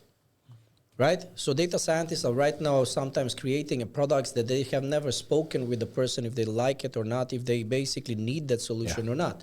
On the end, it's all about people, right? Because the value, it's about people. That's the whole adoption User story experience is about people. User adoption and user experience. Perhaps we should, Everything. in 2015, Google said they're going to be an AI-first company. So they are reorganizing and changing focus and prioritizing according to be an AI-first company. And a lot of other followed on. But perhaps, the coming thing, because I do agree what you said, Goran, we're going to be a people-first company. Yes. I think that actually is a good slogan. But actually, I'm going to test, I'm changing my Derac slogan. Yeah. The AI adoption company. Maybe. I have a better one. We will talk about that later. I have to think. What will the acronym be for that? No. Their data AI readiness. Okay. The AI, the data AI readiness still holds. No. Yeah, it still holds. It's still, but So finalize the year. Yeah. Completely. Okay. This technology is too young, and it's developing too fast, and it's almost like if you take an atom out of water, it becomes very, very, very, eager to get the atom back. So I think this technology is also something like that. It's unpredictable, and it's developing very fast. But all of the things that you were talking about, technology, regulations, people, and etc., we need to understand this technology is very young, it's too early, and we need to give ourselves freedom to actually make mistakes. And right now, when we are starting regulating all of these things, something that is not actually fully shaped is almost like regulating a fetus that is in 3 months and is not being born. We don't know how it's going to look like. Yes, we're going to put guardrails and all this other stuff, but in the same time, we in Europe probably will be shooting ourselves in the foot. If you do it in the wrong way. Yes, because the technology is too young. We don't know what we are doing. We were talking about intellectual property. We are talking about people actually putting things in ChatGPT without understanding where this data goes. We had like a leak going on when they were showing how they were training data. All of this technology is very young, and we need to accept it that it's very young, and it's going to be stupid, and it's going to make mistakes, and we're going to do a mistake with it, but we cannot fear that. We need to move ahead and utilize it as much as we can so we can find a way how properly to use it. Yeah, well put.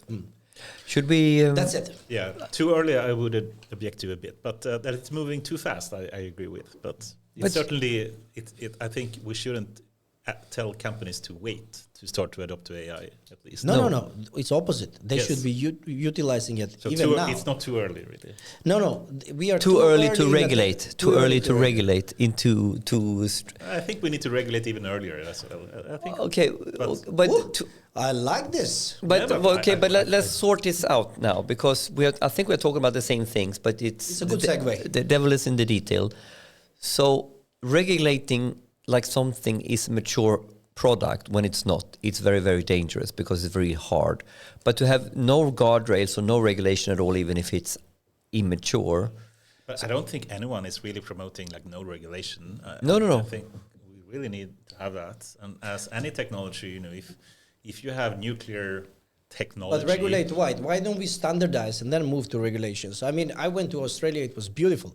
60 companies got together to make a standard how to implement AI in an enterprise, so they can move faster. So standardize first, then regulate.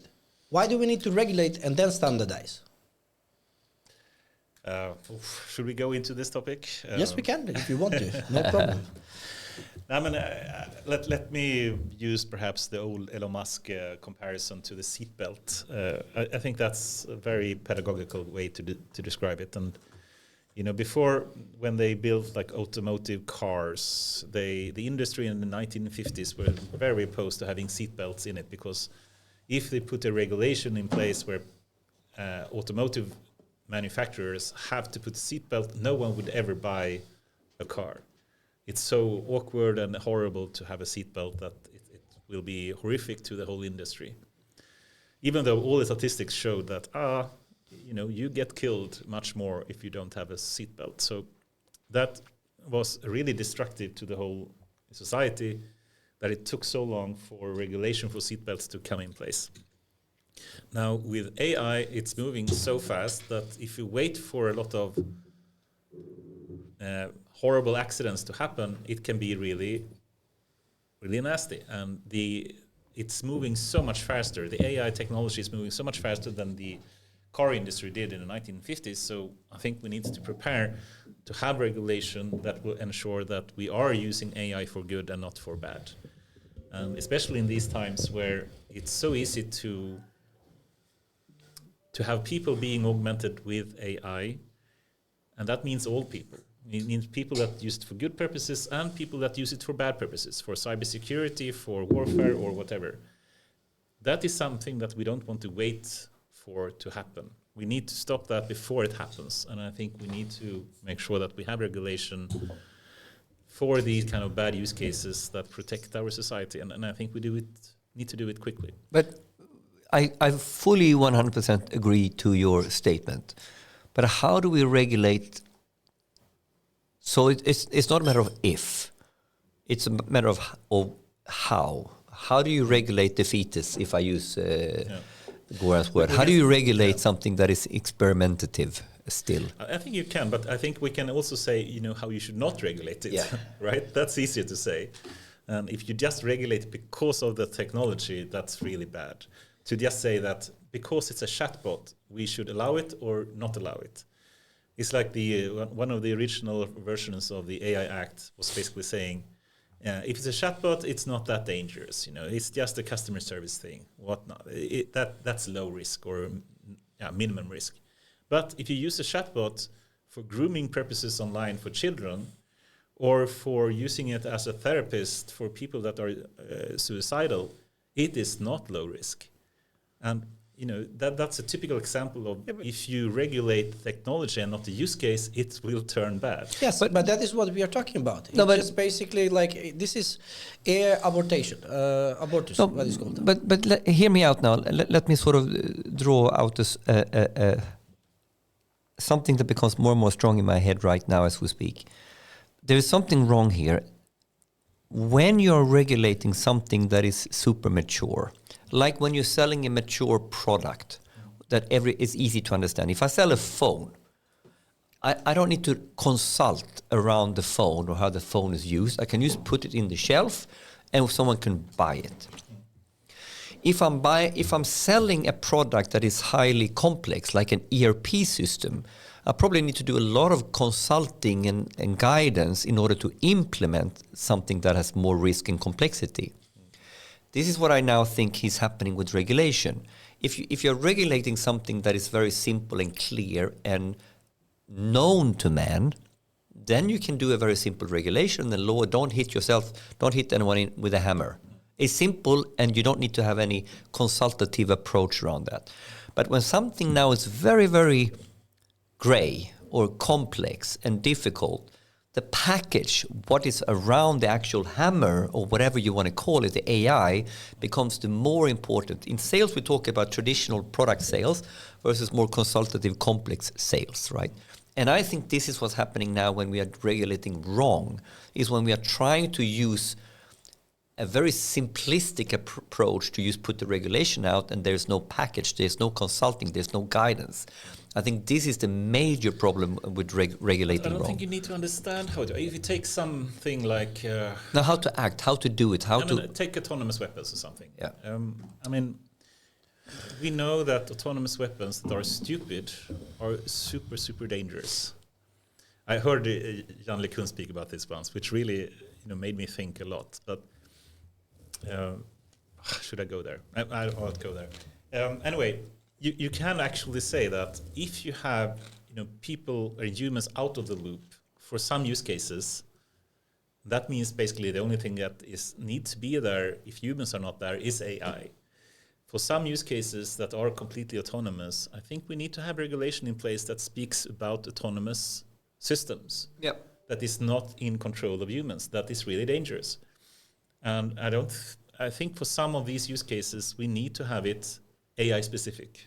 So I do think there are examples that even though we don't understand how the AI works, even if it's immature, even if we don't know if it's a large language model or if it's an AlphaZero reinforcement learning, reasoning, super advanced thing that is working underneath, we know that if we have a system that is going to be able to target 1,000 people at once using some swarm autonomous drone technique, it should probably be regulated, just as chemical weapons need to be. And my point is, of course, you're right here.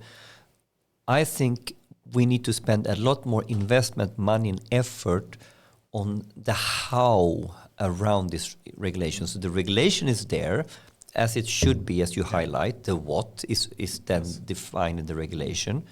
But I think because we are all experimenting, we need very, very clear approaches. How should I go about experimenting this? So it's not the what is not enough when it's so immature.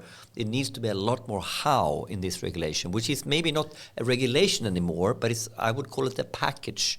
I would pull the support system. But this is a good segue to 2024. Yeah, let's stop there. Let's stop there. No, we can continue, but we can because one of the biggest things that will happen for Europe is probably going to come in January. Yeah, so what is the prediction of 2024? Let's start with AIA Act. Yes, because I'd like to have a bit of a discussion here, by the way. Yes, it was awesome. Yeah. So let's start with this. So let's talk about regulation first. So I think that regulation is really good. The only problem that I don't agree that we are regulating basically the hammer and not the usage of the hammer, right? And we are all in agreement that I is think actually... we're all in agreement in that. Right? So, and it's going to be very interesting. So first of all, this is not like a law already, rather than it's something that is put in motion. So in January, if the European Parliament will vote on it, keep in mind that there are very big forces that might actually boycott this because some countries that are super involved in all this and invested in this, like Germany and France and Spain and Italy, where you also have one of the major supercomputers in Europe, and they're developing LLM models. Of course, maybe Lumi, this is right? Yeah. We'll see how it's going to turn out. But once it's voted, I think that next year is going to be a year of fear for me personally. Because if they vote AI Act, it's going to happen what happened in 2018 when the GDPR came. I guess we need to start their AI regulation consulting. So I already bought some domains that about will be AI. very lucrative business. Yes, exactly. Goran and I already talked about it. Yeah. I already bought some domains as well. So, so my prediction is basically if this comes in motion, then companies will have 2 years to be compliant. Yeah. And 2 years for the companies, 2 years for the countries to have a support system. Keep in mind that what happened in 2018, some of the companies just basically not to have this headache with GDPR, they completely killed their entire database. Just pulverize it with one button, delete. Okay, start building it from scratch. What do you think is going to happen for organizations that have like hundreds of models that they don't have any life cycle management on? They don't know who created them. They don't know which basically model from GitHub or whatever it has been used. What are they going to do about it? Delete. How will you deal with this? Yes. This is what I'm saying. So you were talking about data. This fucking simple point. Where is the support mechanisms, the support package? Where are the guidelines? Where are the examples? Where are the case studies? Where is the regulatory library? Yes, let me tell you how this is going to look like. So next year, and if you look in LinkedIn, this is very obvious, right? And many of you might hate me at this point of time, but I know that you're going to make a lot of money, so this money is going to comfort you next year. Next year, the consultants are going to just basically make so much money out of this FOMO. And they're going to play the fear People game, that basic consultancy that have never had anything to do with AI. We're going to have so many new actors. Exactly, and they will read to companies, this is exactly what you need to do. Your model should be doing this. Ask him what the model actually is and what the model is. He will not know how to put it in place. No. And yes, there are some that will know, and we had some very knowledgeable people here, but many people are not. And if you look who is actually happy about the AI Act, look at every single consultancy. Yeah. They are pushing this so hard because they know this is how we are going to be relevant in the AI sphere. There's so many management consultants who are been dropping behind one by one in the real engineering game, and I've seen it clearly. And now they pop back up on the surface again, and they are lightweights when it comes to these topics. Exactly, because these consultancies, they thrive on this. They go, and it's a very easy sell. You play a golf with someone and say, like, hey, how is your model going? What model? Well, it's 25% of your global revenue that will go out, right? What models? Like, you have a data science team? Yes, I have. All right, EPA good, 25%. Oh, come on Monday, you need to talk. Let's talk. So it's going to be so much. Then I believe we will find quite a lot of new companies, business models that will be called AI audit companies. I want 10%. You're selling out your whole your business. No, I'm making demand because I bought all the domains. So call me, ping me. Yeah. Okay, so you're being so lazy, Goran. So you're not wanting to build the companies anymore. You just bought the domains. I just want to sell the domains. AI audit, AI redovisning, all of these other things. I bought them all. So stupid, but but my point on this, joke on aside, this will bring actually companies quite a lot in a fear to understand, and if for a good, to understand what do they have under the hood. And this is where data governance and AI governance comes in place. Because if you really want to fine-tune how your model works, you need to have data governance. You need to work with data. If you want to understand what is the life cycle of your what is called ML models, AI models, you will need to have AI governance. And then finally, you will need to have FinOps, because all of this costs like a lot, right, to produce all of these LLMs and etc. So even now we are getting quite a lot of requests for FinOps topics. What is FinOps? FinOps is basically cloud cost optimization. So data management, cost optimization. How do you actually optimize your processes of cloud usage so you don't overburn your financial. So how do you optimize the setup of your platforms from a costing, Yes. compute versus storage cost, etc., etc., etc. Yeah. Who has access to it? When do you compute? Is it necessary? And all these things. And FinOps. FinOps. And this is actually, we were discussing the other day with a client who is actually responsible for this. And some companies have it, and some companies is very distributed. There is this FinOps manifesto right now that is very hot. But if you look at it, the persona behind the FinOps is like 10 different personas, which is basically everybody except the cleaner in the company, right?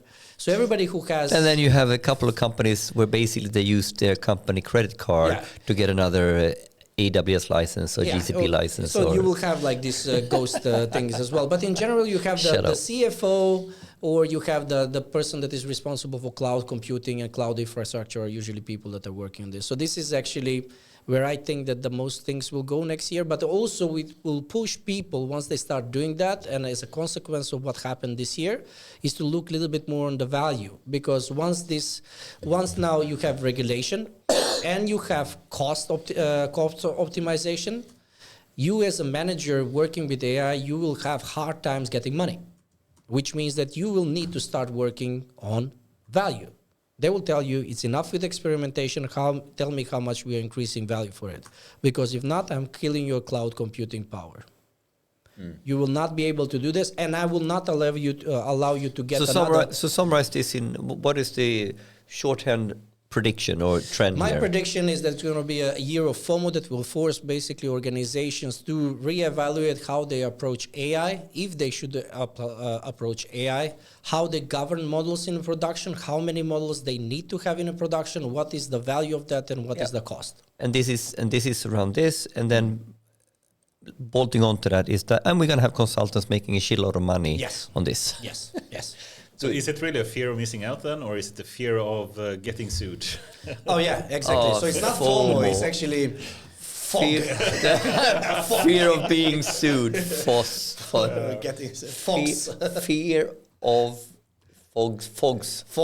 Right. Fogs. All right. FOBs. This goes on the LinkedIn tomorrow. FOBs, yes. Yeah. Fear of being sued. Yes, good. I think FOBs. Fear of being sued. Yeah. That's the FOMO or FOBs. You heard it here first. FOGS. No, FOGS. being sued. Fear of being sued. FOBs. FOBs. All right. I like it I'm better. making a T-shirt tomorrow. We are the FOMOs of the FOBs. Yeah. Okay, so I'm done with the predictions. Okay, but do you want to lead into the predictions, or should I do one, or you do one, or? Let's see. Yeah, I mean, I think still, one of my, if you just think for 2024, a company is thinking, okay, we understand AI is a big thing, but how do I really make the best use of AI? I think, one of the sayings I've been having for a long time still holds very true, even in the world of generative AI, and that is, that AI is good at different things than humans.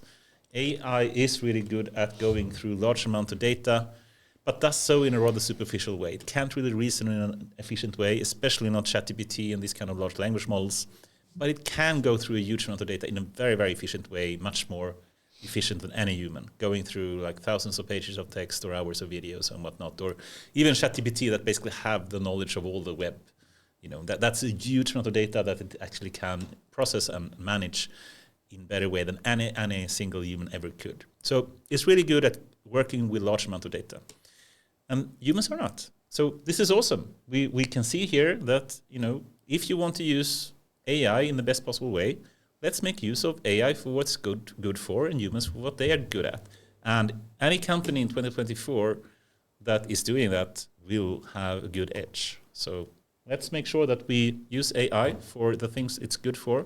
Humans, they are, Let's chopping up the prediction here. So you have a prediction here that basically says what happens to companies in 2024 that is using AI or not using AI? So some companies will learn this, or if I'm correct, and they will have a huge benefit of these new possibilities, and they will increase in value.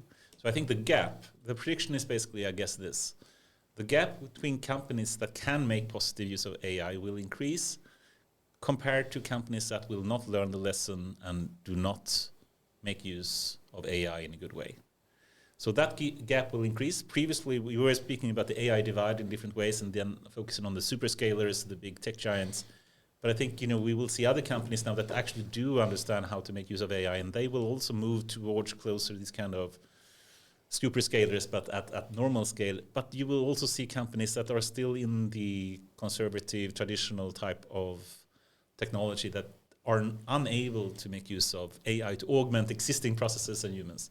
And that gap, the AI gap in this or AI divide, I think in 2024 will increase rather. Yeah. So let me try to put my words on it, and we spoke about it a little bit preparing for the pod. So we've always had the real AI innovators, and we talked about the AI divide for years. And actually, one part of why we started this pod to make this more, to spotlight this, so we have more urgency in Europe, especially. So we have the tech giants, right? And we have been comparing with them. This is the AI divide of the rest of the world. And what you are saying now, Anders, that there's a nuanced view on this emerging in 2024, that we now have the AI innovators, the tech giants, and then we have what we could consider maybe the early AI adopters. Yes. So we have the companies who are, or individuals, who are experimenting and basically have increased their own productivity, that basically now are on the ball. And I made this example where economies of learning, economies of adaptability, when I took the case out of KB, Data Innovation Summit, Kungliga biblioteket, how they actually been brilliant very early because they adapted the BERT models and stuff like that. But so here we have one example here that we can now see in 2024, some people, some organizations adapting a little bit and starting to be part of the new curve, so to speak. And then the hypothesis for the organizations that are doing nothing, they actually behind. That divide is now increasing, and it's starting to go with some speed now. Yeah. So there's a difference here that the people who are the laggards or the non-actors at all, that's what worrying us. And I think also what you said, comparing companies to humans, I think the same applies both for single individuals, humans, as for companies. So humans that are able to use AI for their own tasks will get surprisingly better value compared to humans that do not. And the same for companies. Companies that do find a way to make use of AI properly will have a significant advantage to companies that do not. So I think this is a learning for both the humans and for companies. Yeah, and there's been this quote circulating, and I've used it sometimes. AI will not replace you. Right, exactly. Another human competent with AI will replace you. So don't think, AI will replace humans. It's rather that humans that use AI will replace humans that do not use AI. And the same for companies. That's it. Very simple. Yeah. But this is a fairly major prediction because it sort of highlights how the whole market is shifting and who do we need to be, right? Yeah.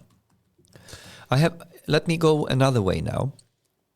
I think another big debate that potentially can lead into prediction that I think is crystallizing more and more during 2023 is the way of AI open source versus closed, so to speak.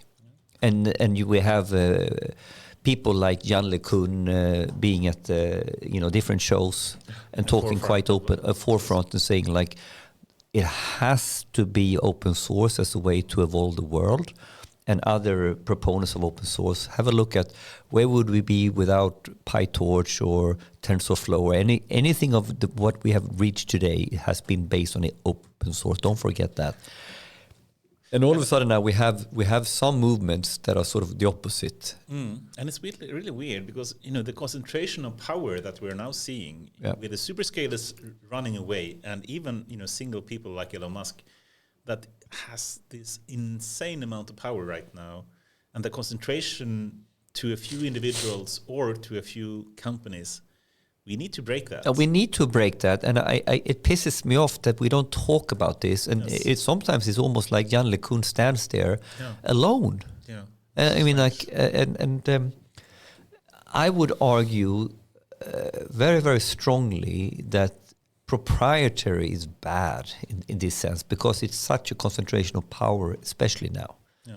So how do we make that into a prediction for 2024? Can we even make it into a lobbying? What do we urge people to do and think about for 2024? We could have regulation that made that incentive even stronger. It would be regulation that incentivizes open source. We're not seeing that, I must say. Small, you get a little bit of exempt in the AI Act. Yeah, but it's like instead of killing open source, which it would otherwise, it is at least leave it hanging there.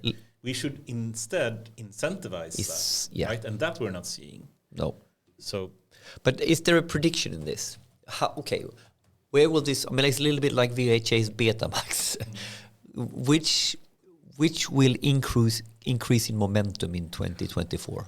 I don't know. In some sense, I think the proprietary approach is increasing still because OpenAI is anything but open, of course. Google is not releasing anything also, and Microsoft, of course, not. And Meta is, though. But it's the exception to the rule, more or less. So but can I be blunt? If I'm a European who believes in open source,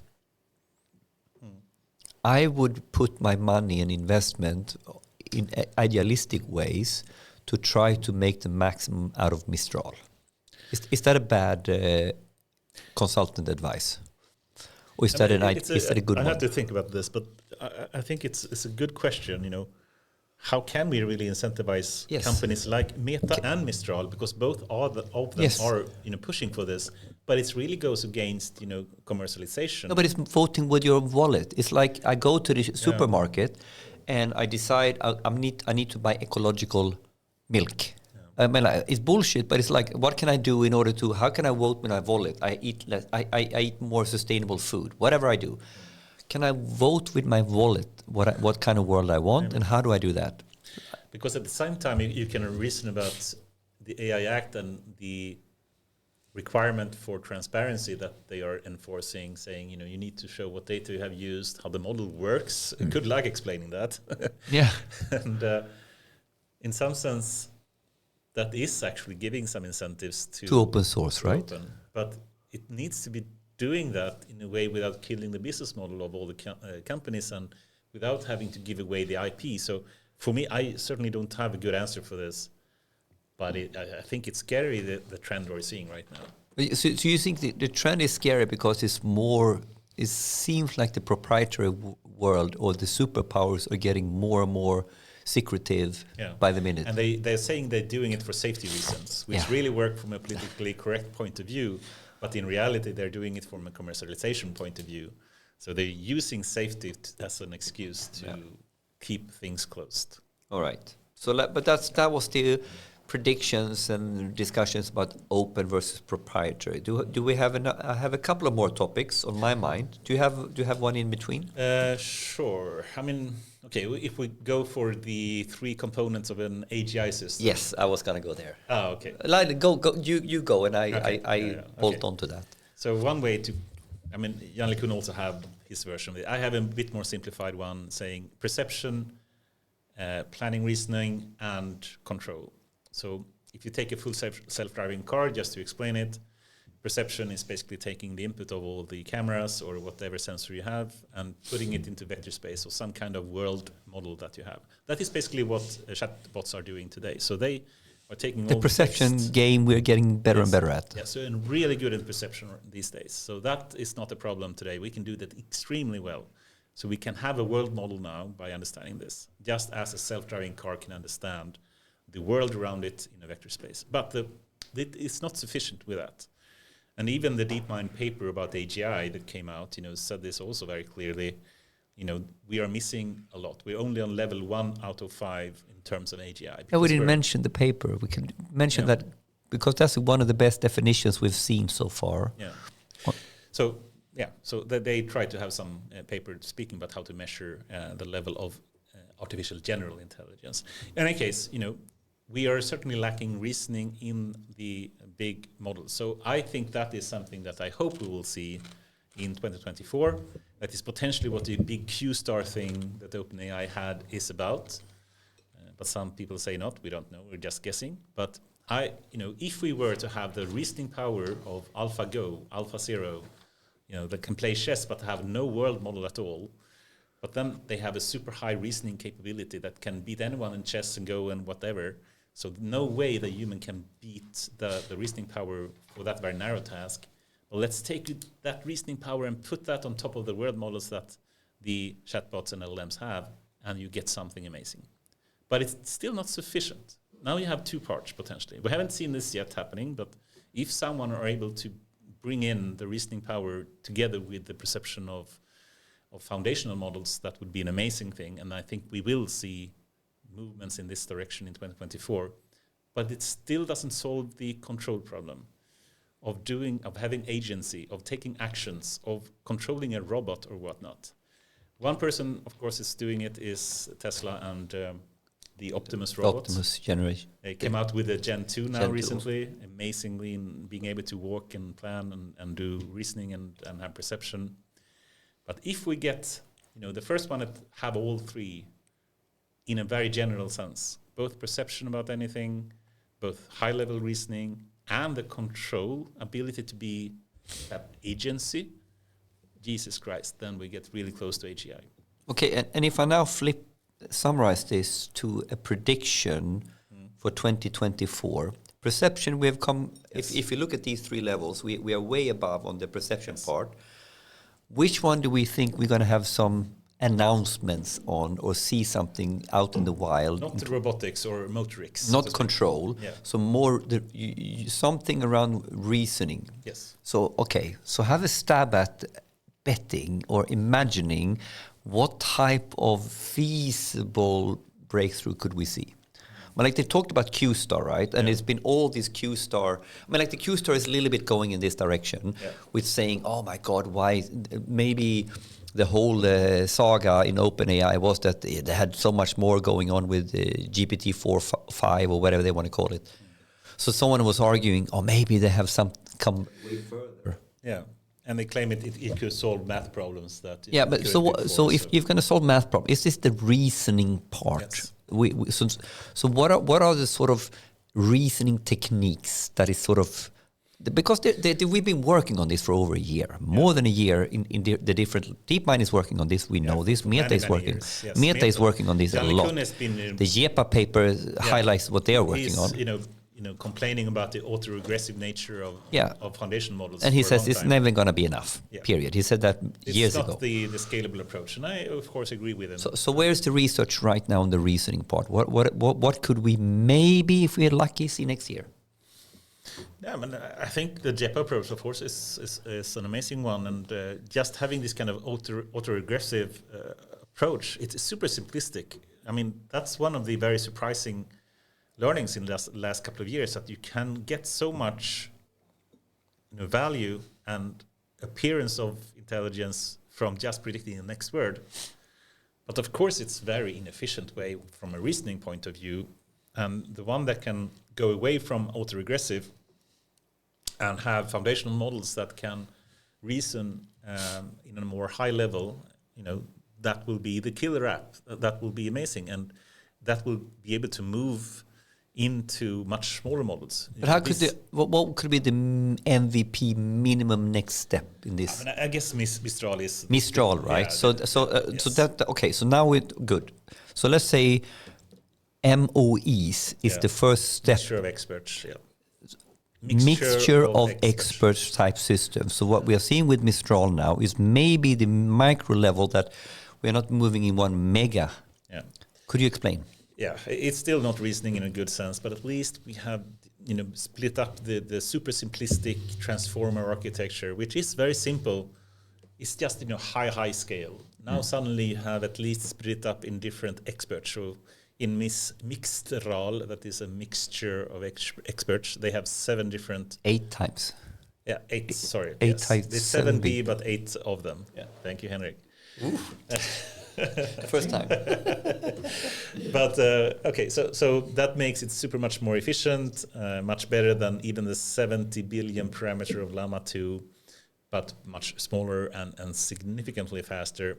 So that's moving into like a smarter architecture. You're seeing now not simply scaling the architecture, but actually having a smarter architecture that is speeding up on the improvement. And that type of development, I think, is a small but a first step towards something that's changed the architecture to be much more efficient. Yeah, and I was reading some stats, how they were trying to explain the efficiency of doing that. So the difference by lighting up every single neuron in every single time you're doing a pass versus you're doing some sort of a reasoning which expert model is more relevant, and then you're lighting up a part of this, and it's amazingly less neurons being fired. I think it's actually, if you were to make a super succinct kind of prediction of 2024, I think it will be the year of efficient foundational models. The year of efficient foundational models. Yes. You heard it here first, guys. Yeah, I think you're right. I think you're right, because we were talking about this. Oh, we're gonna not have so many massive scale. Of course, it's gonna be massive scale with multimodal. You argued, but because of the massive scale in other dimensions, we need to work smarter. We need, and the smartness is actually how we're gonna back ourselves into the reasoning capability. I mean, we're gonna end up in that because of other. I mean, the reasoning of just predicting the next word is so stupid. So the one that actually are coming up with smarter ways to have an objective function will be able to create so much more efficient models. So you get more efficient models, and by having that objective as your first objective, you're actually getting closer to the reasoning capability. Yes. Yeah. So the year of the efficient foundation model. And who's best equipped to win that race? Do we know? Mistral is surprisingly good, but of course Meta has been speaking about this for a long time. So yeah, but if you talk about the value proposition and being first on the market with the value proposition, but I think also DeepMind, they have been working on this kind of reasoning techniques for so many years, and we don't even know exactly what it is. Or I don't. No. I thought Gemini would be it, but it wasn't. Gemini was just in the same multimodal, the GPT approach. But multimodal. Yeah, multimodal, but still GPT. And the one that can go beyond that, that will be the winner. And I think Google has the ideas for that. So I think Google or Meta will be one of the potential winners. All right. Any other predictions? I can leave with another one. Do we have any predictions for the VC market, AI VC investment market? And we were joking about, when should we invest in NVIDIA? When should we have invested in AMD? When should we have invested in Microsoft? So, is the money drying up? Is it harder to getting VC? We have just like Alina Antila and etc. We talked about this. So, anything we can say about the money market around AI? Any predictions? That one is extremely hard to mention. I think that if you look at the stock market right now, and so to all readers, we are extremely novice in this, and we are just speculating. So just having fun. Just having fun. From my aspect, I think that everything is going AI. So I think that in any case, AI chips and graphic cards are always a safe bet, because you need to have more of those in the future if we don't find a different ways how to actually utilize GPU and. So you went the investing part. I was more thinking also about startups. So having a startup in 2024. So now the past couple of weeks I have gotten approached because of the LinkedIn angel investor title. I got there is a lot of companies that are doing a startup on the accuracy and fine-tuning. But if you listen to Rebecca and Evelina and Oliver, for example, they are betting on the application part of AI. And I think that is much more a safer bet, because if you look at the companies that are right now working with accuracy of LLM models and etc., yes, there is like some kind of it makes sense. But is it in a long run, is it safe bet? Because we don't know where the technology is going. No. So I think it's basically another band-aid for bandage, basically, for a wound that will be healing in 1 year. So maybe not, we will not maybe exist in 1 year. So if we summarize the advice from the VC community that we've been on the pod. No, this is my personal. I would not even put them. No, don't put the words. But you could sort of sense for the fundamentals. Do you solve a big, hairy problem for a user? Yes. If you do that, it's typically quite good. I would more bet in the companies that are trying to think how everything will work when in 5 years you will have co-pilots and different way of how do you interact with things. And I think disruption is upon us, and companies will think differently. And some of these companies we will not even see them. No. Since I also is in the investment business for some. Yeah, you have some good friends that you're meeting with as well. Part of Anyway, I think applications part is one, and of course just making use of the GPTs and the new type of use cases that you can build on top of the foundation models. They will have a lot of potential use cases. They have to be really lean, I think, to make it work, but still we will, I think, of course, see a lot of those in 2024. Yeah. But I think also, I think you mentioned as well, Goran, the AI chips and the hardware part, because we can see the hardware space is now finally getting some more competition. It's not only NVIDIA, at least. AMD is there. Yeah, AMD is there, but every major tech company is now. Sam Altman had like a AI chip company. China is going hard on this. America is going. Microsoft announced a new chip. Google of course has for a long time. Tesla had their own chip. Everyone is building their own chips. Yeah, because they don't want to be dependent on somebody else. The problem is that basically the resources for that is going to be Taiwan. Yes, exactly. So this is where everything else comes to play. So if next year or the year after, things get a little bit more serious in the so what's the prediction for the chip market? Can we frame it? The chip market, if something happens with Thailand, you just basically sell all of your stocks and go to a fucking island somewhere and shut up until everything is all right. Yeah. That's a weird market. But at least I think we will start to see in 2024 a significant increase in competition compared to the extreme monopoly that we have seen in previous years. And has anyone followed Jensen or anyone else? What are they working on as the next level? It's awesome stuff. What could you? We will have them on Data Innovation Summit actually. So We will have one of their machine learning. But there's NVIDIA, stuff of course, happening. NVIDIA is doing NVIDIA stuff. is doing amazing things, and of course they have so much money, that they simply cannot manufacture enough stuff. So they're charging insane amounts of money for their hardware. Of course, they're making so much money. Of course, they're spending it on research. Of course, they're spending it on building the next generation of these things. But I heard Jensen, I think he was on Eric Sorkin, the New York Times guy, who kind of do the panel discussions or interviews. And he asked the CEO of NVIDIA, so when you're planning now your architecture, on your level, how far ahead are you right now? And this is now, everything is happening and it's moving so fast. And they need to plan with, he said, 10 years.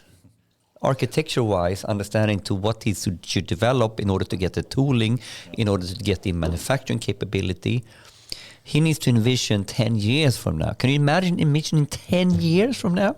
This is what their bets are on right now. But I think that is what every solid CEO of a company should actually do. For a super scale, Of course. Yeah. No, even for IKEA, Scania, Tetra Pak, all of these companies.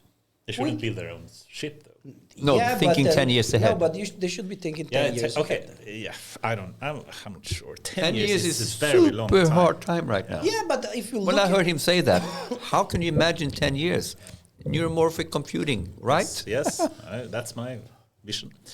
Okay, so hardware, it will be an interesting year, at least, in 2024 for hardware, for sure, in AI. But you don't want to be specific on any... I think simply, what can we see? neuromorphic is still a couple of years ahead, but I think, the ones moving in that direction and getting some first economically viable solution for that I think is the future. I can go much more into depth. Because neuromorphic is when you do everything in one place. Yeah, so when you combine computation with memory into one place, instead of having them separate, and you can have them in the same place, just as a human brain can, it brings so much benefits. I've been invest in consultancy. But I've been triangulating what you've been talking about that, and we are talking about actually a Neumann architect that has been around for how many years? Hundreds. Hundreds, right? I think so. But is it because it's unbeatable, or is it because it couldn't be made at that point in time, and now we can make it? So it probably still really can't make it. Intel has been trying for some time to make it work, but it's hard to find the economy to make it work. But the benefits for the one that do make it work, and of course, Sam Altman is investing in this company called Rain.ai. Rain.ai is right. So here we're talking about Sam Altman's bet in the chip industry, right? And what is the angle of Rain? Yeah, it's neuromorphic. Same, neuromorphic, right? Yes. But I don't think they will release anything in 2024. We'll see. No. But in general, do you expect more drama like this year, exponential growth? Yeah. Who knows? But maybe, probably. But just speaking about investments, I think application, of course, one thing. We'll see a lot of new stuff there. But I think also simply augmenting existing products and people. We shouldn't forget about that. Yeah. Then we have the hardware. But I think also one other aspect is actually the developer experience. And, the AI that is true, actually. Improvements will improve and change the way developers work in really strong ways. I mean, I use generative AI all the time when I program these days. And everyone will, in 2024, or the ones that don't, will be far, far behind. So the co-piloting era is here to stay. Yes. And the one that actually can get a working developer experience well in 2024 will be the best investment I think you can make. So who are now leading the race on co-piloting for developers, would you argue? OpenAI and Google. What about Git? The whole Git have been working on the dev. OpenAI. Yeah, of course. Yes, it's the same thing. It's Microsoft. It's Microsoft. Yeah, so once again, it's the superscalers. And Meta, of course, also have some stuff there. And Mistral actually have also some code stuff. But you can see this kind of, I hope you all see the superscalers and the AI divide. They will provide so many values to different type of users. But this is a good prediction, right? Yeah. Follow closely what is happening in the coder co-piloting space in 2024. Who is sort of charging ahead, because we are talking about software development 2.0, 3.0. 3.0. 3.0. I mean, like, we are talking about the paradigm shift for a very, very, for the whole thing, how we do. It was Karpathy that first Yeah. mentioned the term software 2.0, speaking about, you have machine learning suddenly that can help you to avoid to not having to write all the rules, and instead you simply feed data and use machine learning. But 3.0 is basically you use AI to write the code as well.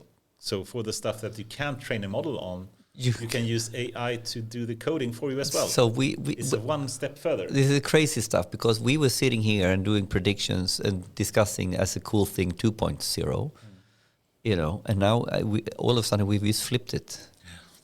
But this is, by the way, another thing where we should have regulation for AI. The one that actually first delivers or builds, which someone has tried, builds a system that can actually develop itself and program itself in an autonomous way. This is dangerous stuff. This is where it can get out of hand. This should be regulated. But is that a fair summary? It's an interesting prediction or advice. Have a close look at how the co-piloting for coders is evolving and what is happening here. Follow this very, very closely, because this is a major big deal. It really revolutionizes the whole software industry. Yeah, I think so. All right. Should we stop there with these predictions, or do we have anyone else, or how do we wrap this up, Goran? What do we have left? Well, old standard way. Let's talk about philosophy. Now I think we will wrap up with after. These are some nice predictions, I think. There's some cool predictions. There's a few more that we can add, but I think it's going to be an exciting year in any case. I don't expect to be as big as that was this year. It's crazy if it is. I believe so, because I think this was a fundamental change in terms of what is called dissemination of AI across society. But that, of course, will continue. But I don't think that we will have but you get fatigued. I think it's going to develop on already what happened this year. But of course, we will see how it's going to go. But it's going to be exciting. In any case, what we can do and what we can predict that is going to be a super exciting season 8 and season 9 of this podcast. So then we are coming back in January approximately. So we are continuing with our new segment, which has been very successful and with a lot of great feedback regarding that. And we will try actually to get even more. Get into the top 10 perhaps of the world's best AI podcasts. Well, my KPI is actually not that. My KPI will be actually more bringing even more exciting people to this podcast that we can actually speak and have after work with. That will be my KPI. And what happened with having more fun. Yes, exactly. And what happens out of that is a different thing. Yes. In any case, what we promise that we will do is that we will stand here every Thursday. And we will basically demystify AI. Yeah, and have fun have fun while we're doing it. Yes. Sounds great to me. So happy Christmas, happy holidays. Happy Christmas, happy holidays. Yes. Awesome. And see you on season 8. See you in season 8. Yes. Thanks. Bye-bye.